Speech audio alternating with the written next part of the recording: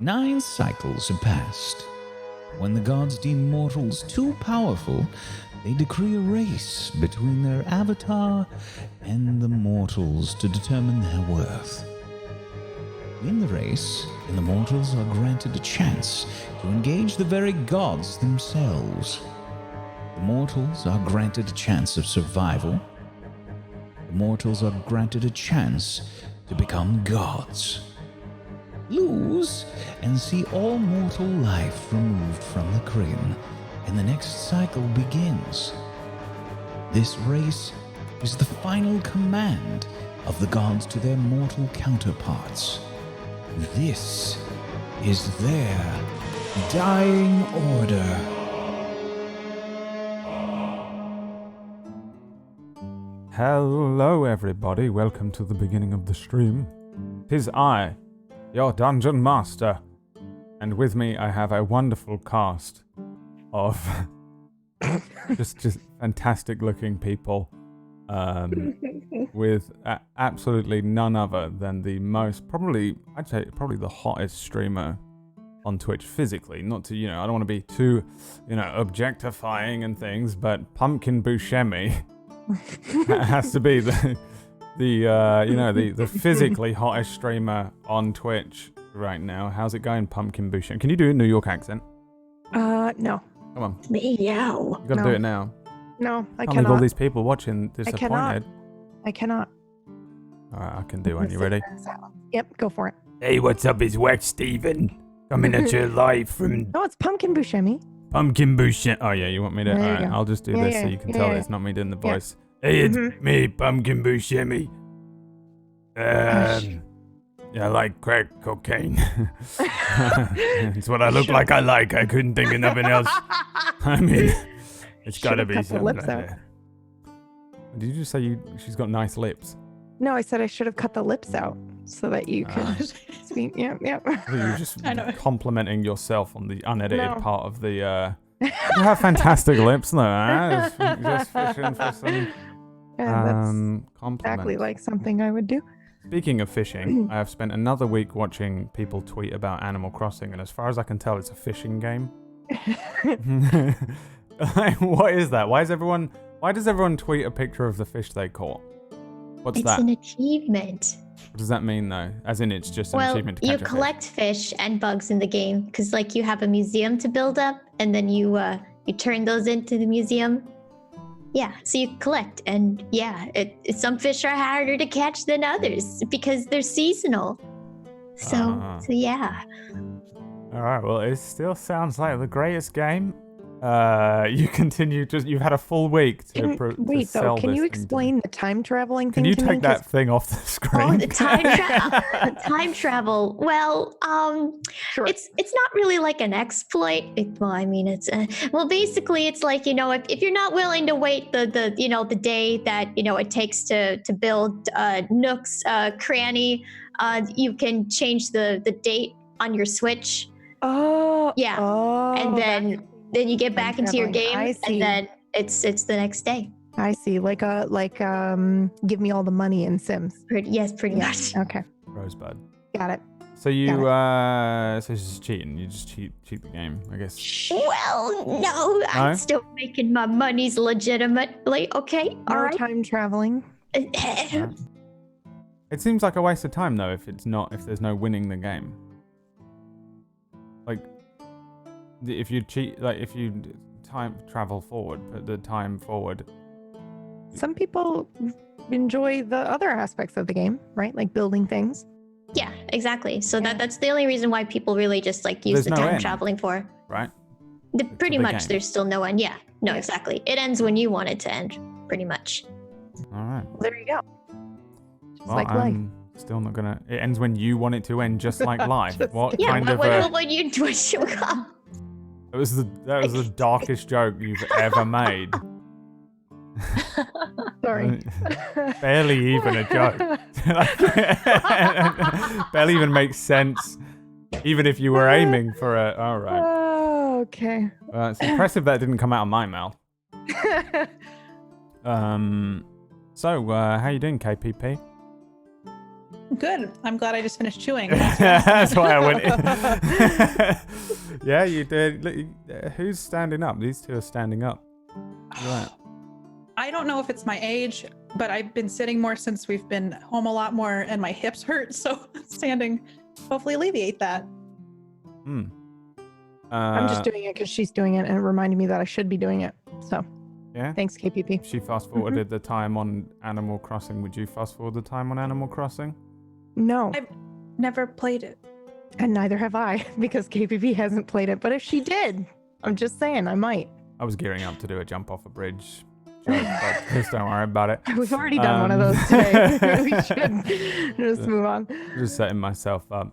So, yeah, KPP. It's actually this week, weirdly enough, KPP did actually have flights booked to come to England and build me a desk, but unfortunately, because of the coronavirus and stuff, she couldn't get on those flights.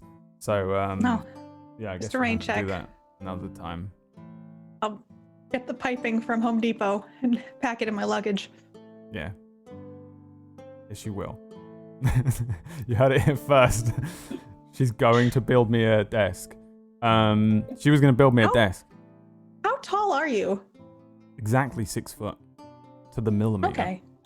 Yeah. All right. It's really weird. When I got measured once, they were like, "This is amazing. You're like literally 6 foot to the millimeter." I'm probably shorter now though. You shrink a little bit, right? That was when I was about 20. Yeah, your bones, well, gravity pulls you down. Yeah, it's not just been gravity.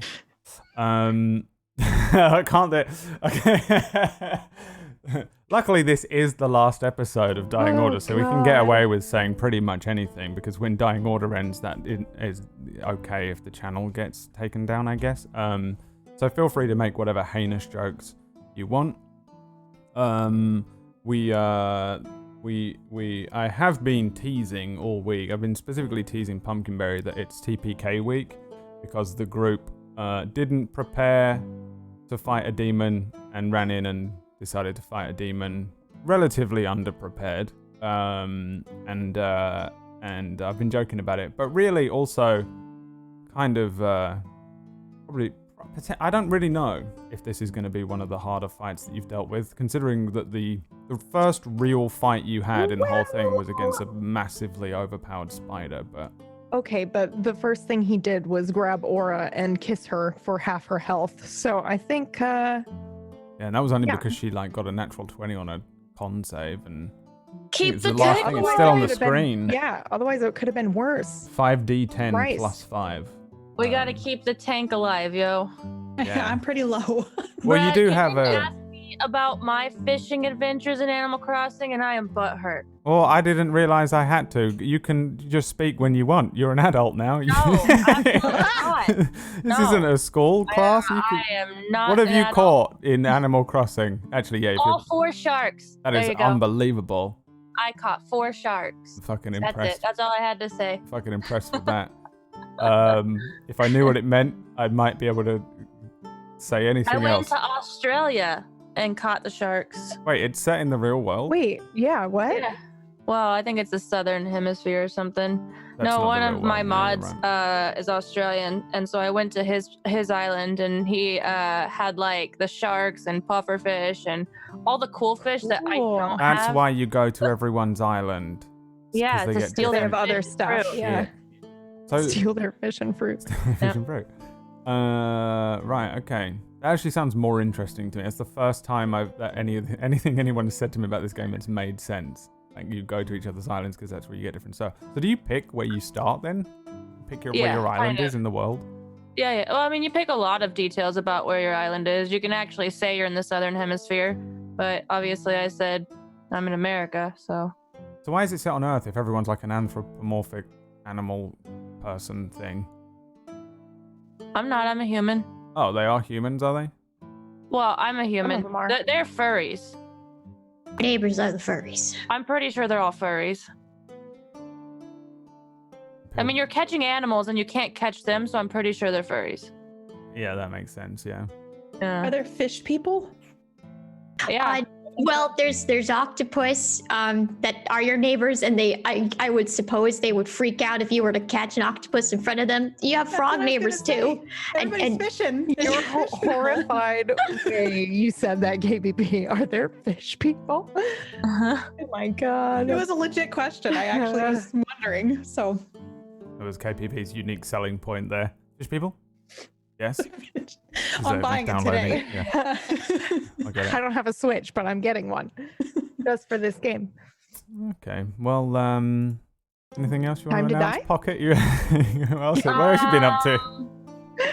You know what? That's about all that I've been up to, and so All right. I'm good now. Thank you. How did you like that new Tool album? Oh, I love it. I bought the actual like collector's book that plays music when you open it. What? What? A book that plays music? What kind of D&D item is that? What do you mean Oh. a collector's book that plays music? They have a book that plays music? Yeah. All right. Okay. I guess if you anyone's asked selling me, a how did magical you- book, it would be Tool, so that makes sense. Oh, okay. I was like, you asked me about the new Tool album, or did I just completely make that up in my mind right now? I don't understand how the book plays music. I don't ever want to know. You open it up and it plays music. And it has this LCD screen that you can charge. Like those birthday cards that open up in the store and then they just start shouting at you. It's like Oh, that. those are annoying. No, this one you plug in, it'll charge, and then it has like a screen that it plays like, the animation over and over while it plays the music. Huh. That's cool. Yeah. All right. It's Well, pretty cool. I'm gonna. You have to bring that to show and tell next week. Okay. For all the class. Oh, I mean, it's right here. All right. Show me it. Oh yeah. Show Show me it. Of course, I have it right on my desk. Hold on. I gotta get the 9 million things on my desk out of the way. No, yeah, it's right. It's right. Can you see this? Yeah. Oh yeah. Is it upside? Oh, I don't think I charged it. But right Doesn't here, you open it up and it plays. Just right there on the screen. And there's speakers and stuff, and you just charge it, and you can actually just have it open like that. So That's pretty neat. Yeah. That That's is pretty neat, yeah. fucking cool. once I heard that they did this, I was like, My oh, I'm God. buying that. Calm down, Yeah. Wax Steven. It seems. Yeah. No. He's freaking out that it's gonna mute the VOD if he plays a fucking through Zoom crackly, broken, distorted Tool track. No. I don't think it's any album music. I think it's just like background filler music of some sort. But yeah, no, it's not charged anyway because I ran it out. I don't think it would have done anything. I thought about it first as well. That was my job for 5 years, was to avoid VOD mute things. I do it in my everyday life. Someone starts playing music nearby, I'm like, Stop. okay, it doesn't matter. It's fine. You're in the elevator. Yeah, constantly. You're Stop knocking people's phones out of their hands. No. Yeah. So last time on the Dungeons and Dragons show that we run here called Dying Order that we're all in, we're all a part of. So I was trying to get things to pause. It won't pause. Twitch won't pause. Okay, there it is. You all approached this temple. It's a temple to the goddess Auril, but really I feel like maybe you're starting to guess that it's some sort of more of a front almost for maybe a cult, something like that. And maybe it's run by a demon. You guys got there. You had a kind of a plan to send in this kind of paladin that you have with you. He's not your knight in shining armor typical paladin, but he does have some of the abilities of a paladin, aka kind of a sonar to determine if there are any demons or fiends or undeads and creatures like that nearby. Plan was to send him forward to see if he could scout the area out a little bit, and as he did so, he approached the doorway. He did scan the area. He managed to receive a kind of whatever divine sonar ping back. It revealed to him that in fact there were lots of demonic things and lots of demonic energy, and this is a terrible place. It was at that moment that suddenly the place was swarmed by these creatures called mephits, these sort of flying ice-looking creatures, kind of like bat, demon, impish things. and as well as a few devoted cultists came running out, and you were drawn into a fight outside. Eventually you went inside, and the fight had died down. There were lots of humans in there, people that seemed to have come in out of the cold from the snows that are falling all over the Kryn. They sort of turned to this goddess, who's mostly a feared goddess, questionable in their faith, and they are all kind of trapped in these blocks of ice, almost tortured in these blocks of ice. There were lots of them, rows of these people, kind of looking at you, a little kind of milky-eyed. You engaged with the head priest there, known as Jacquin. We've all kind of deemed now that this is in fact Iggan, who is the demonic father of Suna. We had seen him previously in a one-shot that we ran with 3 of you playing the parts of each of these characters. KPP's character, Iggan, who was particularly awful and evil, created the character. If he had been really, really nice and really forgiving and friendly and willing to help people, probably this would have been a completely different experience. But unfortunately, he was truly awful. How is that supposed to happen when you say you're playing demons? I don't know. Okay, then. I mean, if that had happened... Wasn't it sex demons too, Incubus? They are, Yeah. but I'm trying not to be too, like, horrendously sexy, because I'm the only boy here. I'm scared of the internet. So he's a charm demon now. He's just very charming. British. He's got a cup of tea in his hand. No, he is. He's quite sexual. KPP's character, Aura, did feel a little stirring at one point, until eventually falling completely in love with him, as they were... he's sort of sending out these pulses of charm waves and things. He seems to be stronger than he should be as well. I don't think anybody really has a huge knowledge on incubuses in the world here, but they're really not... they're not the most powerful demons. I mean, compared to your average human, they're incredibly powerful and awful and scary, but... they're not like, Baphomet stomping around crushing cities or anything like that. But this one does appear to be a lot stronger. He seems to be bolstered by elements of power that shouldn't be his own necessarily. He seemed to be quite confused as to why you was there, but not surprised that you were there as well. He didn't seem to know anything about the Dying Order or anything that you were speaking to about. He didn't know who Deivaki was. However, you did mention that you needed to find Lord Chibba, and then that kind of frightened him. He revealed, or his brother also appeared, Zolmus, looking suspiciously like Bo here. Bo recognizing his childhood influence, I guess, kind of in the same way that Pocket is wearing a tall hoodie, Bo is constantly wearing the look of Zolmus, kind of walking around. The sex demon. Yeah, Bo's got a little magical book that when you open it up, it just reads scripture from the Book of Zolmus. And 101 ways. 101 ways to murder your way to evil. I don't know. But he was looking bigger as well. Zolmus seems to have done something as well. He seems to be much larger, physically more imposing, stronger than he was when we first saw these demons. When they were shackled and enslaved by Lord Chibba, they just seemed to be kind of smaller, thinner, weaker. Now they seem to have flourished in whatever way since getting out, since breaking free of that enslavement to this devil, this ice devil. There was a conversation. It didn't seem to be going in your favor. You tried to kind of convince 1 or 2 of them to join you. Bo offered himself to Zolmus as a devoted follower. Zolmus kind of left it to see how things played out. He was kind of happy. The brothers seem to be okay with you killing the other one, but they don't seem to be too allied with one another, but also it seems to be more of a neutral thing. They seem to be more focused on themselves, and Zolmus left you in there. Iggan was frozen for a moment by Kalugi. Kalugi had managed to stun him for about, I think it was about 2 turns in terms of combat time, and eventually he broke free of that and decided that, and then turned on all of you. He did manage to charm Aura entirely to his side.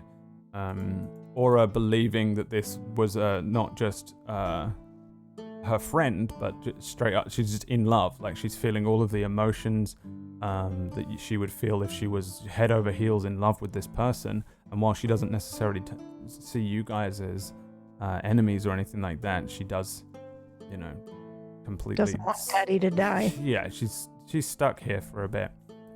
He did kiss her, and it was a terrible, draining kiss, which had the potential, I guess, to do 55 damage. 5d10, yeah. But did 26, and on a con save, she resisted the death that was definitely coming. And if you're reduced to 0 HP with that kiss, it does instantly kill you. So Aura, once again, narrowly escaping the jaws of death somehow. I don't know what you did in a previous life to a previous DM KEP has plays, but I think you're reaping that karma in this campaign. We'll see. Fucking I don't thing know. to say. I mean, at this point, I don't know what is doing this to KPP's dice rolls here. If we were at a physical table playing together, I would force her to microwave her dice and buy a new set or something. I'd buy her some new dice, something like that. But this is Roll20. I don't know. Something's up with the amount of times you keep getting hit. So you must have played D&D at some point in the past. Like Wax Steven during Sector 49 afterwards must have just been like, I'm putting He put a curse on me? Yeah, he's actually He something. cursed me? He must The have only done. thing I'll say in Wax defense is he didn't make you run up to a demon and look him in the eyes. That is true. You did run straight up to a charm demon and get as close to him as you possibly could and look directly into his eyes, which I'm from the country. I don't know any better. I know it's Fair enough. It's adorable, but it is also extremely dangerous. Yeah.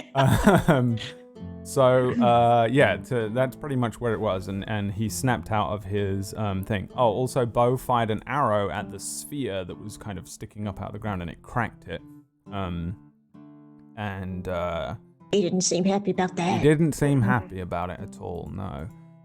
As it stands, everyone is still alive at the beginning of this our 27th episode. What is it? What are we on? Something like that? Oh God! Please don't party wipe. We're in too deep. And I will return us now to this map where you guys were. But before we begin, there is of course a video game cutscene. For real? It's not a real video game Okay. cutscene because I. Well, I meant something to watch. Yeah, I can't edit Okay. videos. I'm not good at it. A video game cutscene just means you're not allowed to. You can't shoot. We can't say anything. Yeah. Got It's just my DM way of being like, you can't do anything right now. Aura, you are actually at home. You are in your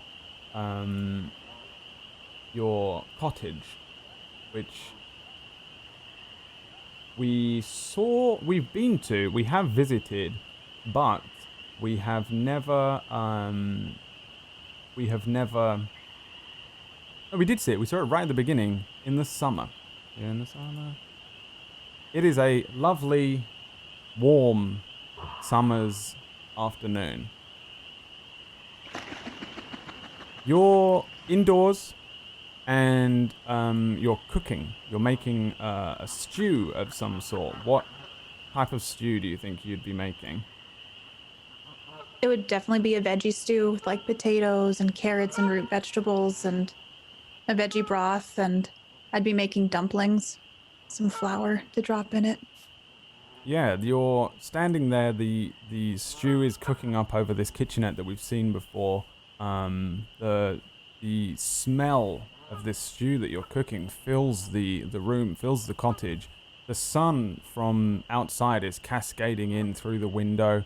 You maybe even recall like your own mother standing in pretty much this exact same spot, creating the exact same meal for you as a girl. And as you glance behind you, you see your beloved husband, Iggan, sitting at the table. And he's playing with this small little carved figurine of a winged demon with your daughter. What is her name? I have a daughter. You Hey. have a daughter, yeah, and a beloved husband. They're sitting at this table. He's kind of playing with this thing. She's kind of jumping up and laughing. Two of them having a great time while you prepare this meal. I would name her Iris. So Iris and Iggan are playing with these little toys that seem to have been carved out, when suddenly there's this terrible crash as the door to your cottage is broken down, and you sort of turn suddenly, Iggan grabbing at your daughter and bringing her in close to him, as several bandits move into the room. Their swords are pulled from scabbards. 3 men, 2 women, their nasty twisted faces kind of scouring over your belongings. They land on your daughter, and your husband kind of cowers in fear. You know that he's no fighter at all. Your sword hangs above the kitchenette. Your bow leans against the table beside you. And these two things, these bandits moving into the room, might be the only thing that stands between these bandits, your home, and your family. However, back in the temple, everybody else sees Aura kind of stumble backwards from this priest, Jacqueline. As she turns to face you, her face is kind of oddly slack. Her lips are black, with these dark veins that are running in lines up her face, away from these lips. Her eyes are kind of glazed over. They're kind of glossy, but you can still see that she's there, but she doesn't seem to be kind of like fully present as she turns away from Iggan, who standing there behind her begins to transform and change, and you saw the beginning of this before. As he turns and he regains the control of his body, he begins to kind of grow a little in size. He goes from being a kind of average-sized, average-height human, and he grows maybe a foot taller. His body kind of stretching upwards, his cloak falling from his back, and this high priest Jacqueline, who we know as Iggan, the kind of incubus. He's also part warlock. Many of his features are blindingly attractive. A human man, just conventionally extremely attractive, sort of chiseled look, Hollywood kind of guy. And they remain, however, horns curl outwards from his temples. Small horns, not quite tiefling-like, but they grow outwards and curl kind of upwards. From behind him, a set of wings unfurl, and as they do so, he lowers his hand quickly to the large, icy blue sphere that is sitting embedded the ground of this altar area. And as his hand touches it, this pulse of energy kind of pushes out and washes across the room here, and the room itself begins to heat up. You guys can sense that the room was pretty damn cold, basically, and it begins to heat up a lot. You see the icy white walls literally melt away. The heat of the room shooting up around you from an uncomfortable cold to an unbearable heat as the floors crack underneath all of you, including Grim and Kalugi, who jump backwards away from what's happening. Aura stands kind of transfixed as lava bubbles up and pulls around your feet, each of you jumping away, moving away from this sudden transformation of the room. Where Iggan was standing before, he stands now upon a pillar. His form changed once more. He appears large, grey-skinned. He's got a big cloak over his body. His eyes are now fully red, glowing from underneath the cloak. And he's kind of on his own island here, surrounded by coffins and caskets. Inside of them, the bones of the long dead lying still. From the ground around you, bones, hands burst up from the ground. Skeletons pulling themselves upwards, 6 in total, each in different attire. One of them's in kind of light armor with a bow on its back, another in rags like an urchin, another with a broken lute kind of hanging from a rag spun from its shoulders, and they shamble and shuffle, moving up from the ground about where you are. Ahead of you, up on this kind of island, standing at the center of it on a pillar, this gigantic form of Iggan, crackling with dark energy, changed, transformed, stands and addresses each of you and says, I have become more powerful than you could ever understand. Even you, my wretched daughter. I am connected to Asmodeus. My power was much before, but now I am more than even my brother knows. I am more than Chiba ever dreamed I could be. I have supped on soul after soul in this den of iniquity, in these walls of fear, this mortal tomb. I drain them and they empower me. He kind of like grips one of his hands, and you see kind of aura shift and change. She grips at the sword in her hands, turning around, looking not at all at the skeletons that are moving around, but looking at those of you beside her. She finds herself between you, Suna, and you, Bo, and she looks towards you as if you're the skeletons, a little bit of fear and a grimace over her face, disgusted with you. Iggan says, I draw power from the Archfiend. You had one chance. You had 12 long seconds and you squandered them. You have come to me to grovel. For my help, unprepared, I shall slake in your blood. Lay witness to my other children, daughter. brandishes his hands across the skeletons that are rising up out of the ground. And I need everybody to roll some initiative. Please. Damn.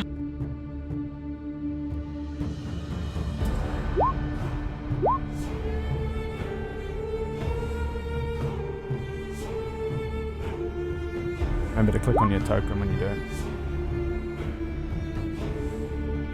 I shall roll for each of the skeletons. Would I still be in stealth though because I was stealthed up above? No, as far as you can tell, you're a completely different place. You, the everything around you, the illusory kind of temple and stuff melted away, and you find yourself now in this kind of lair. Before you is Iggan in what can only be his true form.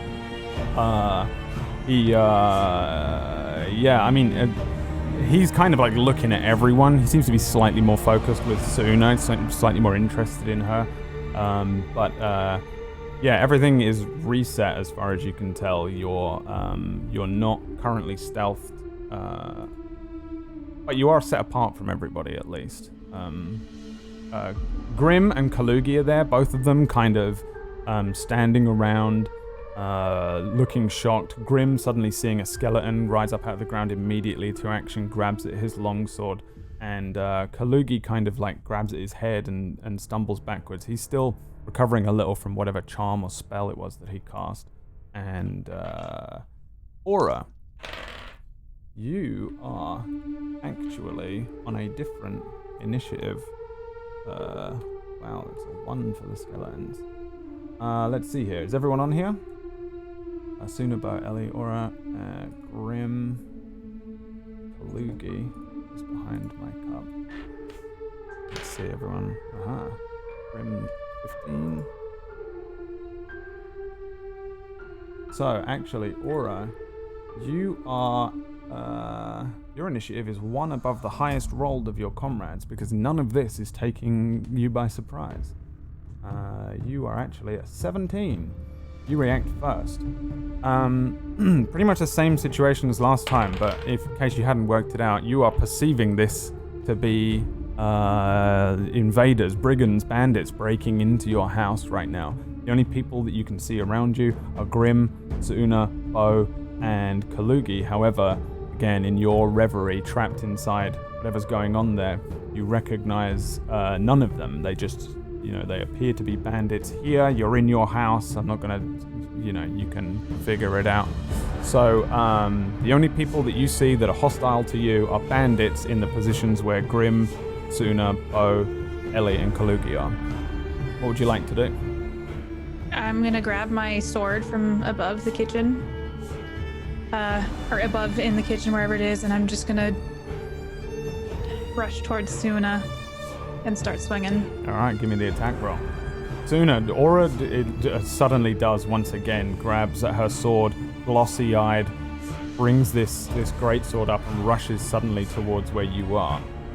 Aura? She swings it at you. On an 8 she misses, so what do you do to avoid this? I just step to the side because I assume honestly, I think she's trying to hit someone behind me. Right, so yeah. I kind of just move out of her way, and then when I see there's no one behind me. Aura, what are you doing? Can I hear what she's saying? Nope, these people are not saying anything to you.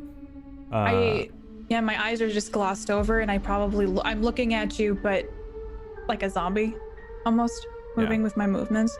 She kind of moves sluggishly for a moment as she brings this sword up and down. You kind of move out of the way of it. The sword is huge. It hits the ground, chips at the stone underneath, and this metal and stone clash.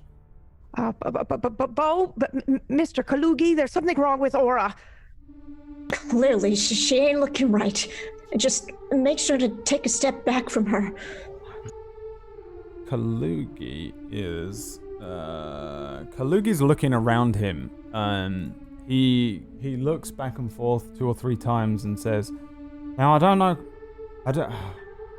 what's going on. I have no idea what's going on, but something's not right? What was fake? The place or this place?" He grabs at his sword, brings it out anyway. Can we see the orb-like thing? No. That was in the last scene? Alright, interesting. There is no orb or anything like that. There's just a sort of very, very large looking demonic figure, very similar looking to how Iggan was as he was transforming, but much bigger, much stronger. His skin turned kind of sallow and grey. This cloak over his head, his wings spread out before him, standing upon a pillar in the center. Everything else, it's almost like you're in a cave with this lava and then a central island. No real access to the island, by the way. There are steps that seem to lead over to it. It looks like you can easily make this jump. Maybe if you were fleet of foot, you can do little jumps across to the island if you wanted to. But really, he's kind of you're separate. You're in separate areas as it stands. Aura, anything else on your turn? I know I'm just checking. I haven't recouped any of my spell slots or anything, correct? Nope, everyone is at whatever they were at the end of last week. Yeah, I'm just gonna...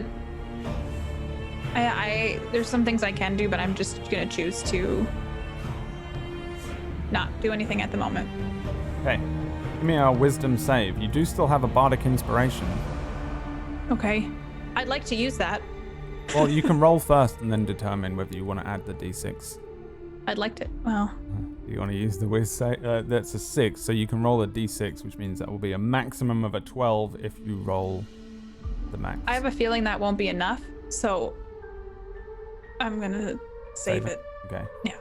Yep, you remain in the sort of dream state here. These people are rushing into your home, trying to get at you and your family. And that's the end of your turn, which brings us to Iggan Prime. Who? Let's see what he wants to do here to you.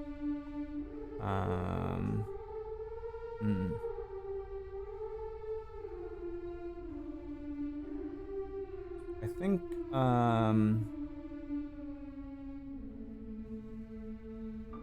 yeah, I think, let's see. Yeah, Suna, make me a wisdom saving throw as well. 18. 18. You hear Iggan speaking. Which languages do you speak?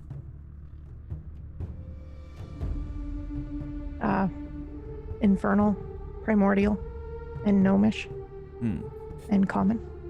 Then in Infernal, you hear him incanting this spell. It seems like a spell that you recognize, something that is, not too strange or demonic in origin. And as he's kind of incanting, your body begins to kind of freeze, your muscles tightening up. What do you do to shake off this hold person spell?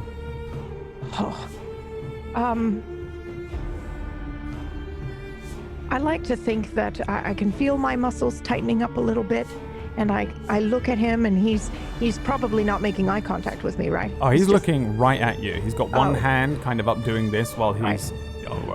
Then I just simply I put my enchanted walking stick down, and I step to the side. I just sidestep. Yeah. He smiles and says, I did wonder if you had any skill, child. You won't be wondering for long. Continues to smile at you. Let's see. Yeah, I think that'll do. Grim, looking around where you guys are, sees one of these skeletons shambling up. It kind of starts moving towards where you are, and Grim steps behind it, bringing his longsword out, just stepping immediately into battle as he does, swiping at the skeleton here with a 20. That's a hit. Need to remind myself what the skeleton's got going on. And on a he hits this skeleton, bringing this blade across the back of the skeleton. You see bones, ribs, one of the arms kind of explode and snap and break into several pieces, scattering out in front of where you are, Suna. Some of them landing into the lava, but the thing continues to kind of move along around where you are. Grim looks very confused as well. Just seems to be very, very confused. I don't think his other thing works here, so he ends his turn, bringing us to you, Suna. All right. I step away from Aura. Are we engaged currently? Yes. All right. I kind of look at her. She is probably definitely going to come at me again one more time, but I turn to Grim and I say, hang tight! And I cast Enlarge. On Grim? Yes. Alrighty then. Let's see. Been a while since I've seen the Enlarge Reduce spell. Hey, it's a wall attack. Pulls an object you can see within range, squared, larger or smaller. Creature, object, if I'm willing, con save. The spell is it just doubles in size, right? That's right. He gets a bonus, D4 to his damage? Let me just double check. Yes. 1d4 extra damage. Big Grim. Yes. Grim and kind then of. As far as like grappling and all that, he's now medium. Or if he was medium, then now he's large. Yeah, he's large now. He's wonderful. Doubles in all dimensions. So he went from being, I think he was like 6'3" or something, to 12 foot large, and he gets big. All of his armor growing with him. His sword is just now this enormous blade in his hand. As he grows and grows and grows, he kind of looks around himself and looks down towards where this skeleton is, and looks over to where this much larger looking Iggan is, and he brandishes his blade over the fire towards where Iggan is and says, "I'm coming for you." And at the end of your turn?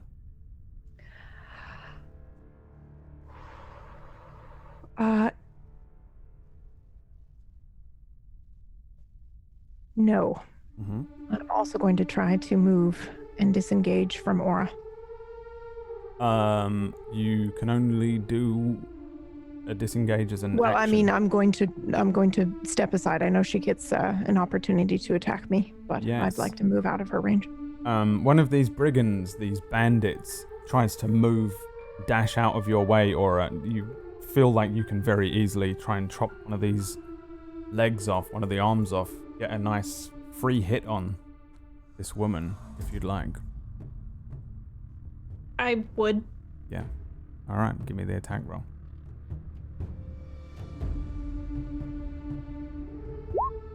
10. Guessing a miss again. Yes. Sluggish moves as she kind of brings this heavy greatsword around towards where you are. She's got lag pretty much from the whatever VR thing she's stuck in. And sooner you run away, the bandit, as far as you're concerned, ducks suddenly underneath your strike and dashes to the other side. They start to move all around you now, these bandits that are breaking into your house. Tuck myself behind this wall, so I don't know if you see me anymore. Oh, yeah, Aura doesn't see you, no. She's lost her line of sight on where you are, but she saw where Wonderful. you went, I guess. Yeah, of course. I just mean I Okay. went behind a corner. Yeah. Oh, what are you doing? All right, I can see that Aura's got the crazy eyes, but I know she's still in there somewhere. So I'm gonna attempt at healing her. I just hope it doesn't do anything bad to her, considering she's now on the opposing side. Yeah. So I cast Healing Word on Aura. You're doing this with the attempt to, like, snap her out of the thing? Well, I'm also hoping too that it knocks her out of her senses. That hopefully she feels that, you know, in her eyes she sees us as the intruders, but I'm hoping that with this she sees some light in that sense. Yeah. You know, we're familiar. We're not, you know, strangers. Yeah, So I mutter the words "bada boom," as I always do, and I hope it's something she remembers. But I say that very timidly because, well, I'm scared she's going to come for me next. Right, yeah. I mean, for you, Aura, there's a horrible... One of these bandits is clearly a mage of some sort. His twisted kind of form suddenly brings his hands up and attempts to strike at you. You see all of this, like, lightning energy strike out at you, very Palpatine style, and it catches at you, it stings and it burns. However, in terms of what's actually happening, you do actually get healed for 8 HP. Your wounds do close, and we see some of these lines that are on your face recede from receiving this magic. But in your dream state, it hurts, it stings, it feels like you're being electrocuted. Anything I would else? definitely. I would just say after I feel that, I'm gonna slowly turn and look at Bo. I take it didn't quite work out for you as how I intended. Okay, well, I'm gonna go for the skeleton guy that's not too far from me. Yep. I'm gonna use my crossbow at it. All right. Give me the All attack right. roll. 20. Is a hit. Nice shot. Yes. 10 piercing. 10 piercing damage. That was very important. Fire off a crossbow bolt. It launches and it cracks into the skull of this skeleton. The skull and the crossbow bolt launch off the top of this skeleton's body and fly into the lava behind. You see it hit the top of the lava and then catch on fire and begin to sink. However, the skeleton is still kind of waving its sword around near you. It seems to still be moving without its head, kind of wildly flailing its sword and shambling towards where Kalugi is standing. Yikes. Anything else? Well, I guess I'm gonna brace myself for an incoming attack, possibly from Mora. All right. Brings us to Ellie. Over here, you're slightly elevated, just for the record. You're up on kind of a ledge that's running around the edge of this cavern. I'm gonna immediately turn and shoot at the skeleton that's right next to me. Sure, give me that damage. He's far enough away, right, that I won't, get punished? Yeah. Okay. It's only anything within 5 feet of you that would be a short-range thing. Oh, I crit on an assassinate, but so that doesn't really... Oh yeah, you get it anyway. So yeah, just give me all that damage. And how do you want to kill it? Nice. Oh, he's dead. Yeah. I'd say I just turn around, fire it right into his spine, and it rips his spine out, and the the rest of the bones just fall. Yeah. Fall down. And scatter that classic skeletal bones landing on the ground sound as this spine is exploded into several pieces from the back of him. Assuming this area is shadowy. Yep. It looks like a shadow on the map. I'm gonna go. This is 30, I believe, and go into stealth. Sure. I mean the stealth check. Natural 1. Oh no, that was a sneak attack. Never mind. Yeah, that was my sneak. But you said he was dead, so I stopped rolling it. Yeah. Okay, yeah. 17 on the stealth check. Classic Ellie kind of moves towards the shadows there. Give me a perception check. Okay. Me? Yeah. Okay. 17. 17. While you're in the shadows and kind of moving up against this rock and stuff, there's like a scratching at the back of your ears almost. You bring up a hand to swat at whatever is maybe touching at the back of your ears, and as you do so, your senses become a little confused. It's almost like it's not necessarily like you're confusing a feeling in your ears with a sound that then disappears. As soon as you go to swat at it, you kind of realize that there's nothing there, and you actually heard something, and it just caused your ears to react. Do I have any idea what I might have been hearing? Nope. You didn't even know. You barely caught what it was as you swat at what felt like maybe a fly or something behind you, before you realized it was not a physical sensation at all. Okay. Kalugi. Let's see. I guess Kalugi would bring out his sword and try and swat at this skeleton that's in front of him. Let's see if you can do it. A 10 is a miss. You see him, he's got a rapier, which is a very thin blade, and he kind of, in a classic and innate fencing pose, thrusts it forwards, but it goes through all of the bones of the skeleton, and the skeleton just keeps rushing right in the middle of his ribs. Yeah, the skeleton rushes across the sword and starts kind of swiping at him immediately. Kalugi kind of stumbles backwards and says, "I'm pretty fucking tired after that last thing that I did there," and then avoids as a swiping hand swipes at him. Here come the skeletons. First skeleton, gonna see if it can see where Ellie is. Cannot. Rushes towards where Kalugi is. Second one rushing towards where Kalugi is. That one and that one. These two move towards where Grim is and begin their assault here. Let me roll some swords. They have swords. They're like those classic Jason and the Argonauts looking guys. From left to right, 16, 14, 17, and 18. So I think Kalugi's going to take some hits. And I need to remind myself of what Grim's AC is. 17. So two of these guys kind of just run up against this gigantic version of Grim now. swinging their swords at these now huge greaves and heavy splint mail as they ching ching. He's not even looking at them. He's still pointing his sword at Iggan. He looks pretty angry. However, the other two do hit Kalugi. Oh my god, there's only 2 there, 4 and 6. You see him kind of like bring that rapier out real quick.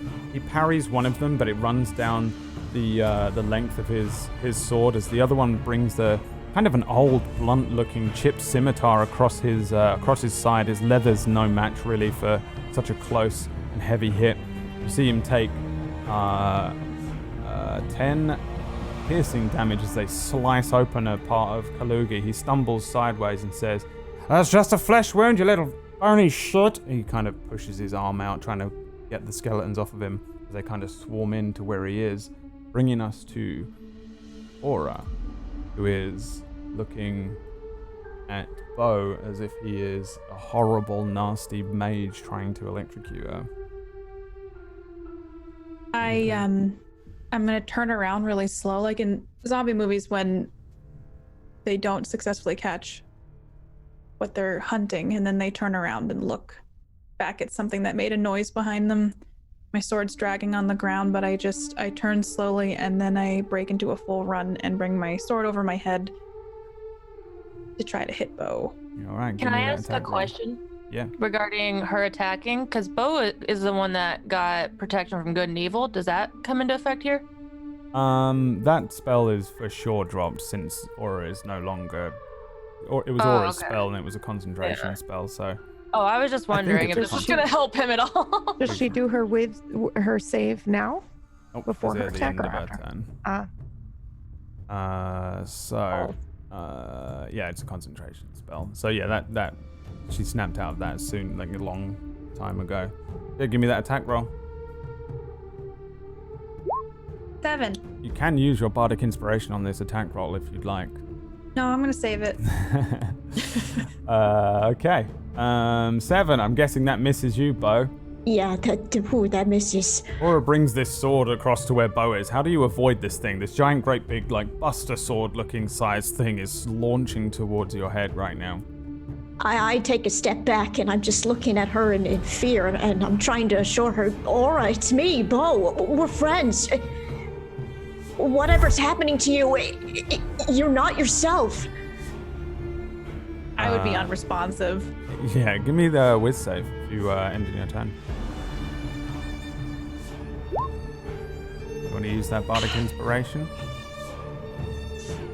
Yes. I do want to. All right, roll So me a just a d6. Yep. 3, a 13 is not enough. You for a moment there, like you see like a brief second of clarity maybe wash over Aura's eyes before Iggan in the background tightens his fist in the air and she returns back to that reverie. In front of you in your sort of house here, this horrible mage is cackling these incantations. The others are moving around the room, your husband and child cowering behind you as you stand in front of them with this blade out. Iggan will, with his eyes on you, Suna, again. Can he see me? I'm hiding behind a giant. You are hiding behind a giant, but you're not technically hiding mechanically, so yeah, he can see you. I'm just kidding. Let's see here.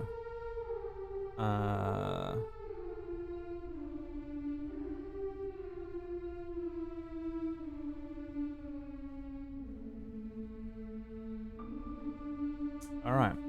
Give me in fact, no, you know what? You know what's going to be much better? Is if this happens here. I think next to you, you see like he's got one hand that's kind of gripped in the air as if he's holding on to this spell that is keeping Aura enthralled. With his other hand, he carves a kind of a runic symbol in the air, and you see it appear next to you as he's carving it in the air. This fire appears next to you, and then suddenly there is a floating sword next to you. Do I recognize the rune? You can give me, I guess, a religion or a history check.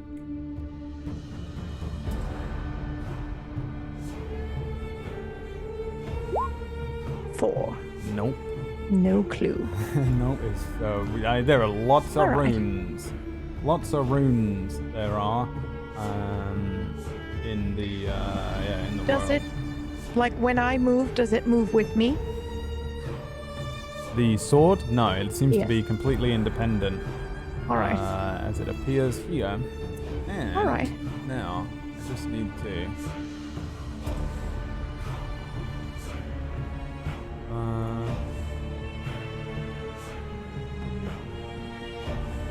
Oh, good. Okay, let's see. Okay, I have to roll it here, I guess. Ooh. Is a 22 a hit? As the sword Not if I appears next to you. healed. You want to do that? Yes. This sword appears where the rune was, and then suddenly it swipes horizontally towards you. In the last moment, you bring up that shield, and it stays where it is. Iggan, kind of moving his hand, turns the sword so that it rises up a little bit and points towards you. A smile still across his face. Fucking 2 concentration. Shit. He's a beast. Maybe. Maybe one is concentration and one is not. Let's see. Either is horrifying. Iggan Either is horrifying. He's got a lot of fucking cool tricks. He's like a triple multi-class. This is best. Actually, no, he's just an incubus multi-class. It's fucking wonderful. Grimm's turn. Yeah, Grimm's turn. Grimm with his attack rolls. Does he get a bonus to attack rolls or just... It's strength. Let me just read. Ooh. Advantage on strength checks and saving throws. No then. So he brings this this giant, great big sword down. His size, he's not used to it. He brings it slightly too high. The skeleton kind of rushing underneath him, swinging its own blade at him. He misses the skeleton underneath where he is. You see him now kind of battling with these 2 skeletons, nipping at his legs. Sooner, as it's your turn.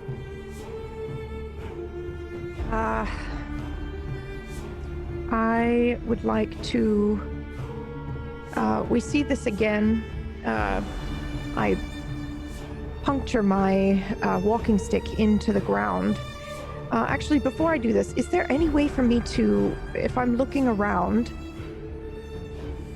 I kind of wanted to see if maybe this was illusionary, but I realized that would be an action, so I take that back. I go ahead and I put my walking stick into the ground and I double it. And I'm going to cast Frostbite on the 2 skeletons here on either side of Grimm. All right. What is that? They must make a Constitution saving throw. On a failed save, they'll take 1d6 cold damage and have disadvantage on the next attack. Okay. 2 con checks. Left and right. 20 and 19. Yep, that'll do it. They make it, and did anything happen on a make? Nope. All right. I think as you're casting the spell, you're looking towards these skeletons, and in the distance, standing on this kind of pillar, one hand gripped in the air, the other kind of just waving as he controls this sword next to you. Iggan with his wings kind of twitching. Every now and then they stretch out as a show of power and then wrap underneath him again. A flash of those red eyes. You can see him looking at you, and I think it. I don't know. Maybe maybe distracts you, or maybe it boosts these skeletons' resolve in some way, but your spell doesn't land, and they shake it off before anything happens. Want to do anything else? Nope. I will wait here. All right, Bo, your turn. There's a crazed aura in front of you, trying to chop your head off. There's a crazed aura, and poor Kalugi's got 2 skeletons on him, and it's definitely very hot in here. It's not just me. Okay. I'm gonna go for the very same skeleton I attacked with my crossbow to help poor Kalugi out. Okay. Oh God. And 11 is a miss. Yeah. Oh dang. All right. Well, I tried. Sorry, Kalugi. Bad rolls. Okay. I turn back to Aura, and you think it's possible if I could remove charm on someone, considering I know charm myself? Give me an Arcana. Okay. Roll. Let's see. Come on. Oh God. You do know a lot of charm spells. You know a lot of spells that, that are to do with persuasion, suggestion, and enthrallment and things. But what's going on here is just huge. Yikes. This thing that you're dealing with is just so much more than the simple street trickery that you've encountered, even on a magical level, even in studies or books or other ways that you might have learned some of your spells, tales that have been told to you by other bards or teachers and mentors through your life. This is just on a scale that is beyond anything you understand. Simply, you don't really understand it. You understand as much as you do, in that she's definitely enthralled and controlled, and she seems to be she's definitely not in control of what's happening here. But how you would break her out of it, not too sure. All right. Exactly, or how you would go about it without, counter charms. I think you know that a counter charm, doing a charm person, is possible, because you know that from last week when you tried it. But that's really, I think, the only method you know of right now. All right. Well, since that's not going to quite work out either, I'm going to cast a hideous laughter on Aura so that she can't attack anymore. And this, she'll just constantly laugh, Who doesn't like a good laugh? Nice. Yeah. Sure. Watch, this is the wisdom. She will succeed. Oh, no. Yeah, give me a whiz check, This please, is the Aura. one. Better not. Come on. Oh, just barely made it. 14. Mine's a 14. Makes it, breaks it. Yeah, she just... Yep. Yeah, you in your reverie here, Aura, you see all of these twisted faces of these bandits, and they all start to laugh at you, maniacally, kind of laughing at your failure to protect your family. You know that they're going to eventually kill you, kill your husband, probably kidnap your daughter, take everything from your house that was passed down to you, and escape. And they're laughing. They're laughing at you endlessly now. You want to do anything else, Bo? No, that's about as best as I can do right now. Right. I guess brace again for incoming attack. Brings us to... Please don't kill me, or Ellie. What do you want to do? I fire off an arrow at the skeleton that has not been damaged by Bobo. Yeah, so the skeletons have got a blue, green, yellow, and red marker on them, just to make it easier if you want to shout red skeleton. I guess it'd be red skeleton, and he's right there. Okay, 24's a hit. Okay. And then... 8 plus 6 is enough to kill it. How do you kill this one? I'd say I just lob its head off. Yeah. Just right there. It goes like flying into the lava.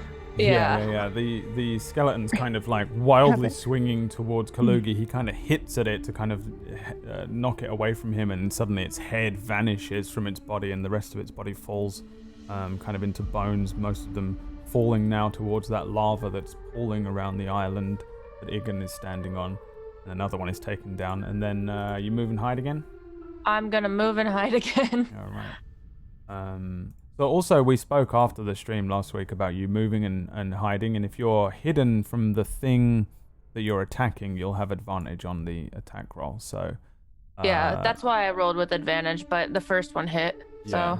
So Yeah. I'll as tell long as you I'm if you, moving and hiding. Yeah. So. Yeah. But that's the rule here, by the way, for everyone watching as well.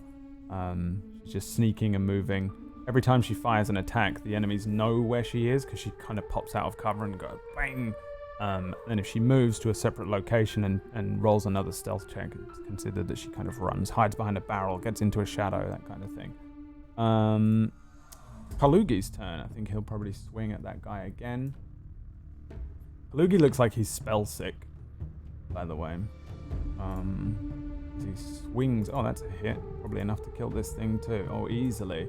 Yeah, he swings wildly with the rapier. It kind of breaks this skeleton into several pieces. This one had like a broken lute hanging from it. You see the lute fly out. There's a twang from this broken lute that ricochets off of the cave walls before it hits the lava and immediately ignites into flame.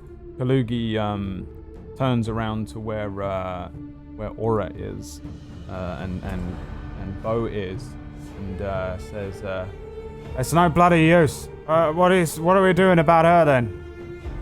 I'm not sure. I was hoping to make her laugh, but it ain't doing anything.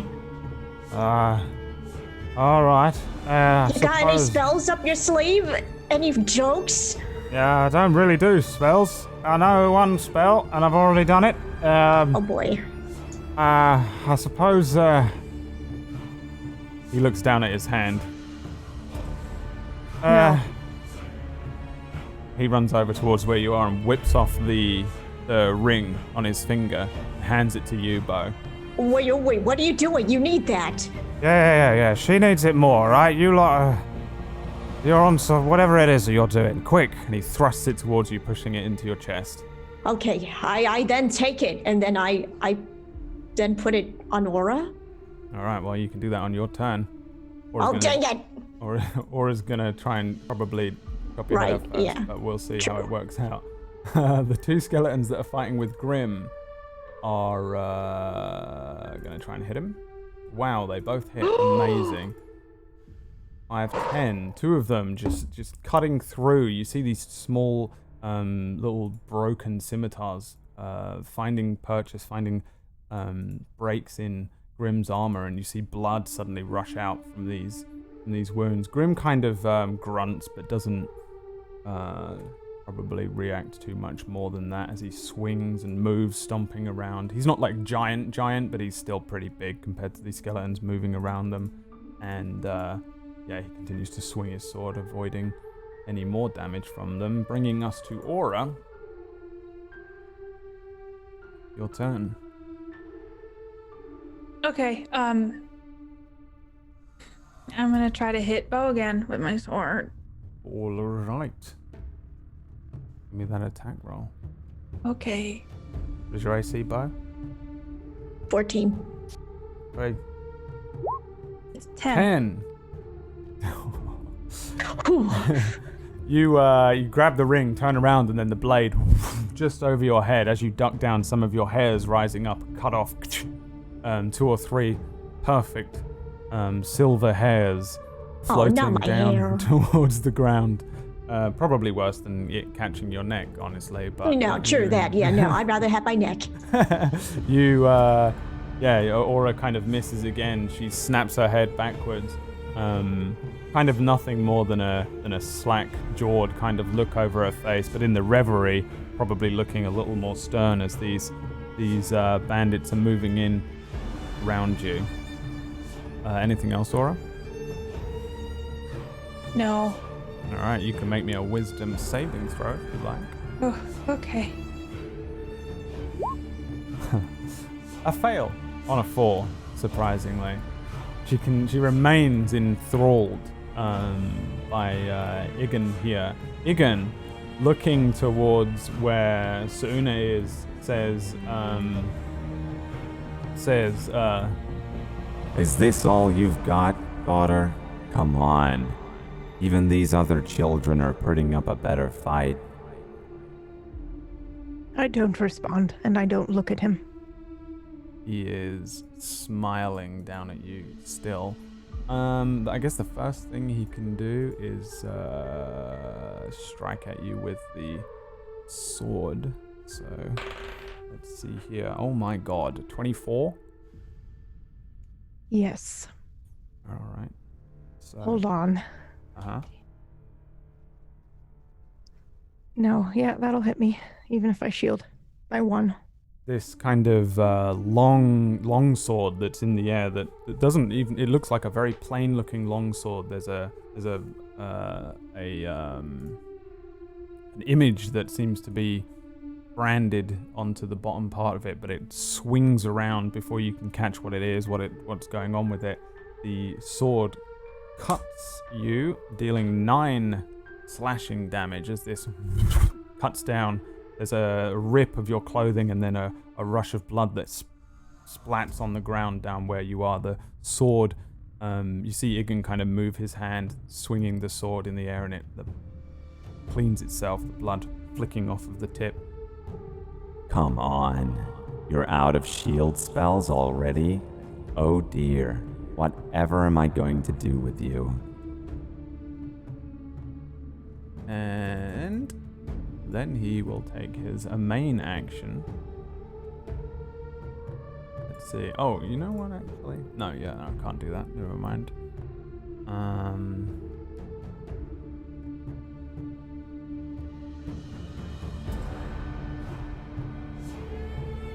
Yeah. I think, let's see here. Who do we have? I think,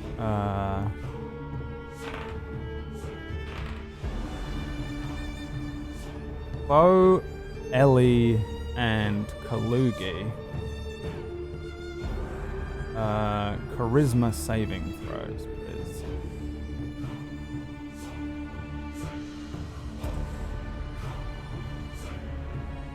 Wow, natural 1 and 11 from Kalugi. Oh, crit. These natural 1s and natural 20s are wild in this campaign, I think. So, you've been baned. You have the Bane spell on you. What is that? Let's find out together. It is an enchantment. When you fail the saving throw, when you make an attack roll or a saving throw before the spell ends, you must roll a d4 and subtract the number rolled from the attack roll or the saving throw. Okay. Okay. Iggan. Continues to laugh. Grim will attempt to attack one of these skeletons near him on a 7. My god, he misses. How are you missing so much? This is not possible, but he is.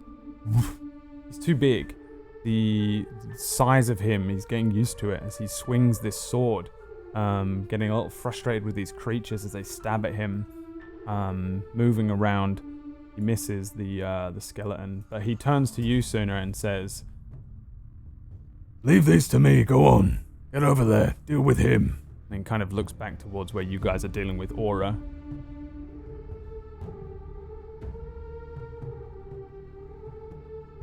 Right. I feel that's stupid, but Come on, there must be something you can do. I would like to okay, Brad, this is weird, but I'd like to try it. I'm gonna ask. So I have mold earth that allows me to excavate, and you see this, like, right by this blue skeleton here, there's some lava. Yep. Can I just excavate that and then pour it onto the skeleton? Will you allow that? I don't see why not. Seems He just happens to be positioned right there where there is mold lava earth in an cantrip? adjacent. Yes, it is. Loose earth, you can excavate it, move along the ground, deposit it 5 feet away. Yes. All right. Not as bad as trying to fly with it, so yeah. Yeah, I would like to do that then, and hopefully melt this blue skeleton. Alright, let me see how much damage lava does. Can you roll me a 3d10? please, please, please, please, for the love of Pete. 17. It destroys this skeleton. There's a Yes. the earth is excavated near where this thing is, and this lava isn't below you or above you. It's on the same level. It's just kind of barely, it's just being barely held back by like the lip of the edge. It's moving around. It's not the super slow moving lava of the real world. It's flava, which we invented during our last D&D campaign, which means it moves fast for cinematic purposes, or faster than normal. It doesn't rush quite as much as water, but the skeleton, being a skeleton, doesn't even know that it's there, swipes it towards where Grim is, who moves his leg, and then suddenly the earth disappears from under it, and this lava moves in, catching the skeleton, burns up one of the boots on the skeleton's bony leg, and then the fire traveling up the skeleton, breaking it before its leg falls, and the rest of the skeleton falls into the lava underneath it. Clever. Says Iggan. Is there, when I look around, is there any way to him? He does seem to be surrounded by flava. Yeah, there's really no way to him, but you pretty much can just jump over this. With no penalty, as long as you have the movement. Which one? Oh, right. Okay. Okay. This one area here. All you right. can also, if you can pretty much, these little jumps, like here, for example, you could easily make, but you will make an acrobatics check or something to do it, so they're a little more treacherous. This is a route that you can take with no punishment to your movement at all. All right. It would be a jump over the lava, but it's not one that you can fuck up, And when he says this, when Grim says there must be something that you can do, is there anything that I can think of that I could do against Iggan? Unfortunately, I can't don't answer think that so. question for you. Right. Grim All right. just thinks you're a wizard, right? He sees a sorceress woman. He Right. doesn't. He's just trying to fight these things. Well, yeah, he isn't saying it as a clue from the GM to the player. He's saying it as Grim to Suna. He doesn't know exactly what's going on either. Yeah, unfortunately, it's up to you to work out. I'm engaged with this sword, though, as well, right? If I move, it gets an opportunity of attack. Nope, that doesn't. You can move. Oh, all right. Well, shit.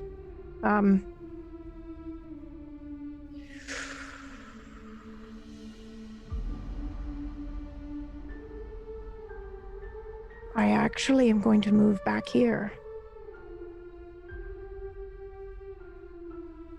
Okay. And that's it. All right. Bo. Your turn. Okay. Oh boy. All right. First things first, I'm gonna swiftly cast a healing spell, healing word over on Suna. Thank you.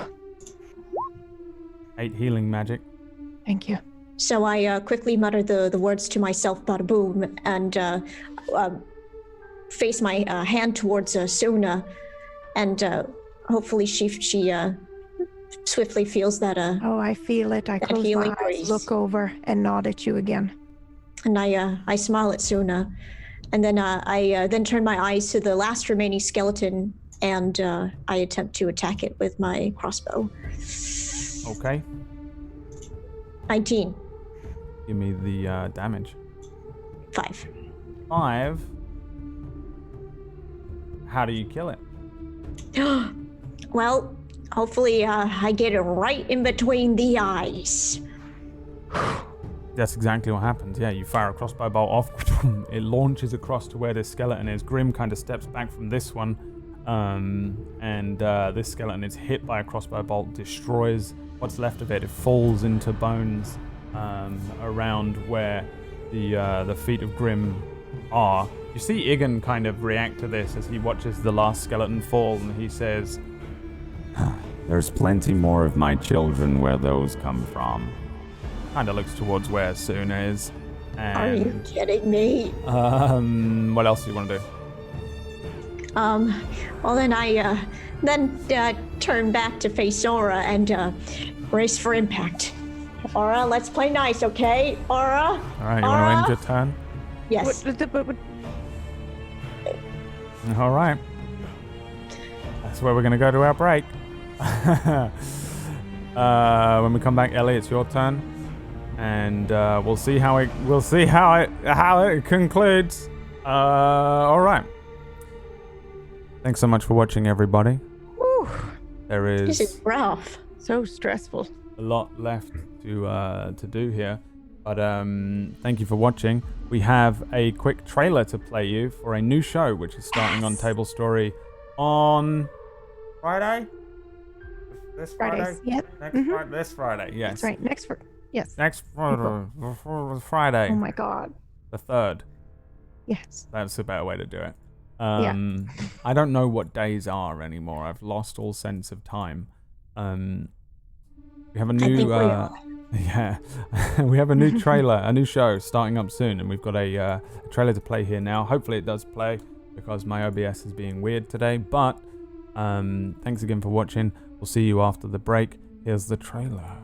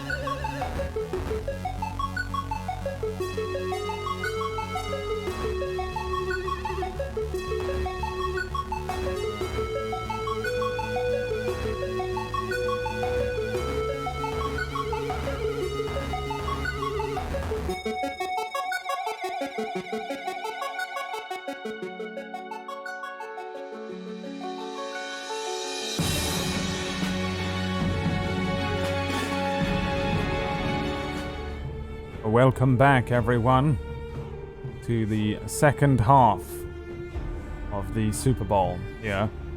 As the gang are fighting with Iggan Prime. He's literally just called Iggan Prime because I have multiple tokens for character sheets and things for Iggan, and I needed multiple different names for him. But there he is, looking pretty scary. So, Bo takes out the last of these skeletons, bringing us to Ellie's turn. What do you want to do, Ellie? I think you'd see, once she sees the final skeleton go down and, well, of course, here's the Iggan threat of more. I think you'd see her, like, just pop out of stealth and start running towards Bo and be like, Bo, you idiot! Do you have the ring? Wait, and I quickly get the ring that I placed in my pocket. This one? You could have done this before the fight. You know this, right? Like before we started fighting. And I'm like, as I catch up to him, I do a Gib slap on the back of the head. Ow! And I'm gonna try and take it from him and shove it on her finger. Alrighty then. Do you get down on one knee? I would try to. Nope. Yeah. I'm not romantic. I'm sorry. My one and only chance to give a girl a ring, and I messed it up. Aura, give me an athletics or an acrobatics check, and the same for you, Ellie. The highest one wins. 7. There you go. How do you play this out? And also, this will snap you out of the reverie. Oh my god, that was... I think, Ellie doesn't show a lot of emotion, but getting this close to someone who clearly isn't currently in her right mind and on our side, you could see Ellie be really cautious and nervous about it, but she'd probably grab her hand away and just slide it on and then jump back. And be like, okay, did it work? Or yeah, so it does snap me out of it. Yeah, it's uncomfortable and a violent change of scenery. You're kind of in this extremely realistic dream. There's one of these bandits runs towards where your daughter Iris is, putting a hand out to grab at her. You see this bandit reach where your daughter is, and then suddenly everything changes. It's boiling hot. You're stumbling backwards. All of the pain that you feel from the wound that you took, the draining energy, all of the sensations of this cavern suddenly hit you at once. Ellie is kind of jumping back from you, and you can see that she's put a ring on your hand. You kind of got a sword that maybe the weight of the sword catches for a moment, and you look around you, and everything you see is there. There's this demonic thing on a pillar behind you. There's a giant Grim that's dealing with the repercussions of these skeletons that are falling around him. The others are around you looking tired, and you break out from this thing. And you're fully aware, by the way, of pretty much why and everything that happened. You can recall it and stuff like that. Do you recall striking at me? Just curious. I think, no. I think while you were in the thing, right. You don't really recall what you were doing outside of it. But I think you could probably glean that, you were under the spell of this thing, whether it had you standing still or whether it had you like fighting against the others. You're not too sure. You still feel tired and like you feel like you know, like after you've just done a workout, you can feel your blood up and stuff like that. Do I know that it was Iggan who did this to me? Oh, 100%. Yeah. I mean, he's literally like, as soon as you snap out of this thing, very good. Kind of smiling.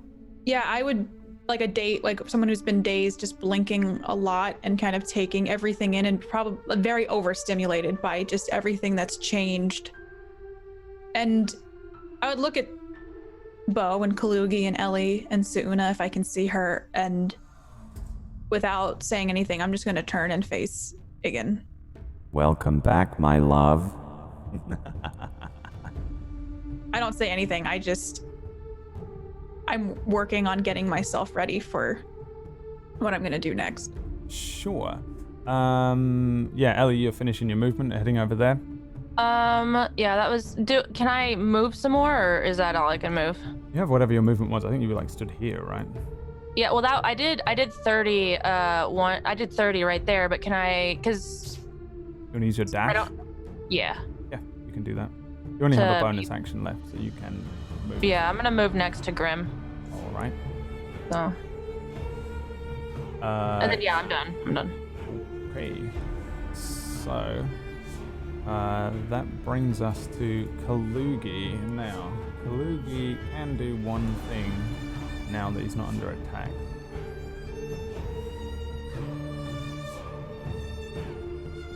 Kalugi focuses his attention on Iggan, but he kind of stumbles sideways. He's kind of got this strange kind of like spell sickness, and he leans against, I think, you, Bo, for purchase, and says, "Hold on just 1 second." He holds 2 fingers to his eyes and kind of stares towards Iggan. And I'm gonna roll one thing. Ooh, nice. He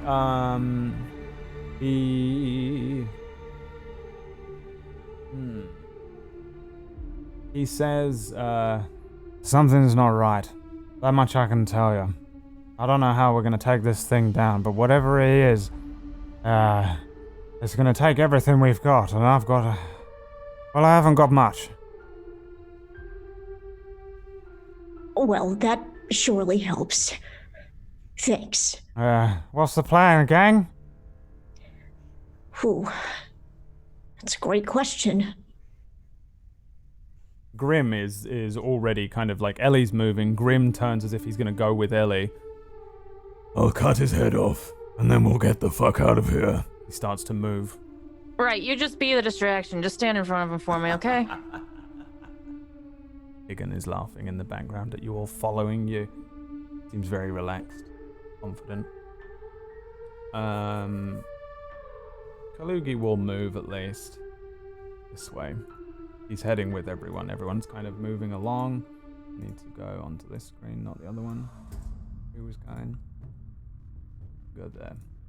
Yeah, he just starts kind of shambling along. He's looking like one of the skeletons you guys have just dealt with.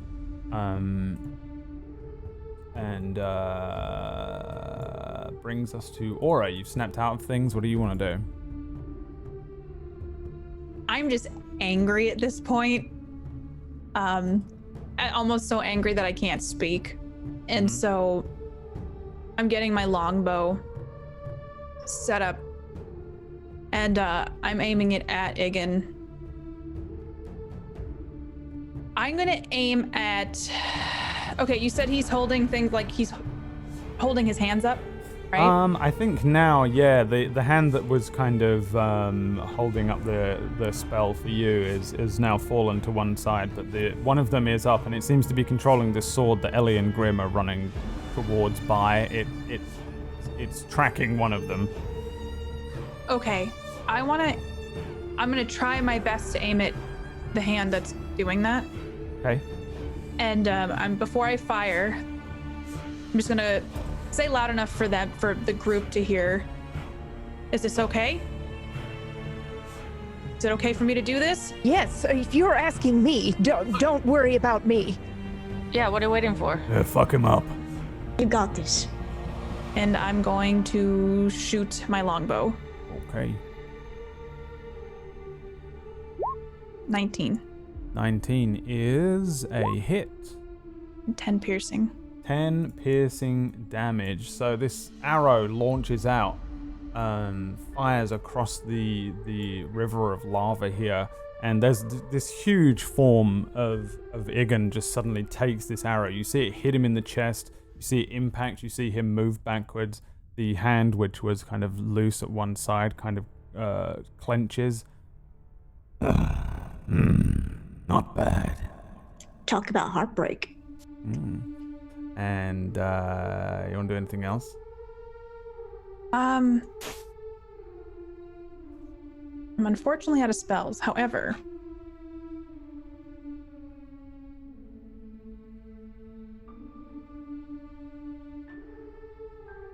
I want to use Surge, which is an action you can use this to repel the fate of certain allies. Up to 2 target friendly creatures takes 1d6 less damage until the start of your next turn. Okay.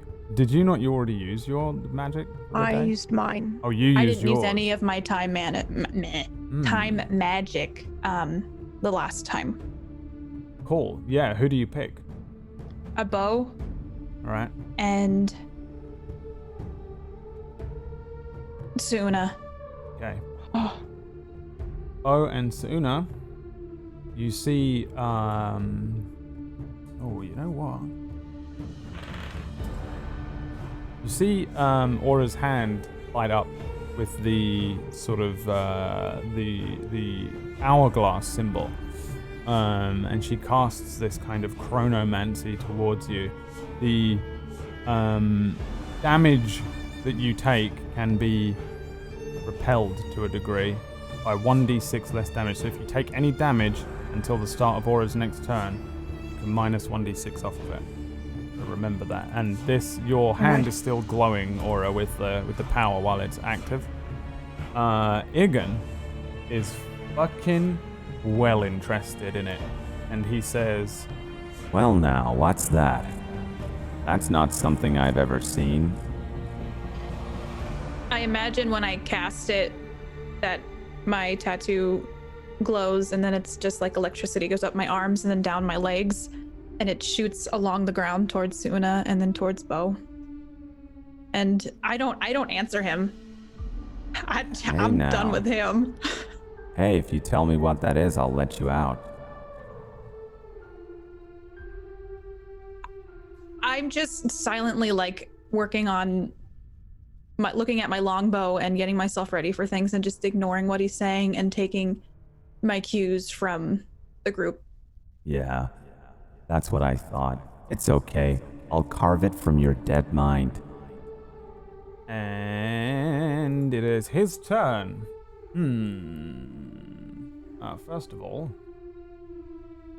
Ellie, you start running forward, and then from fucking hidden behind a wall, there is a blade that comes flying towards you. Just figured. Floating sword. I figured I was getting attacked.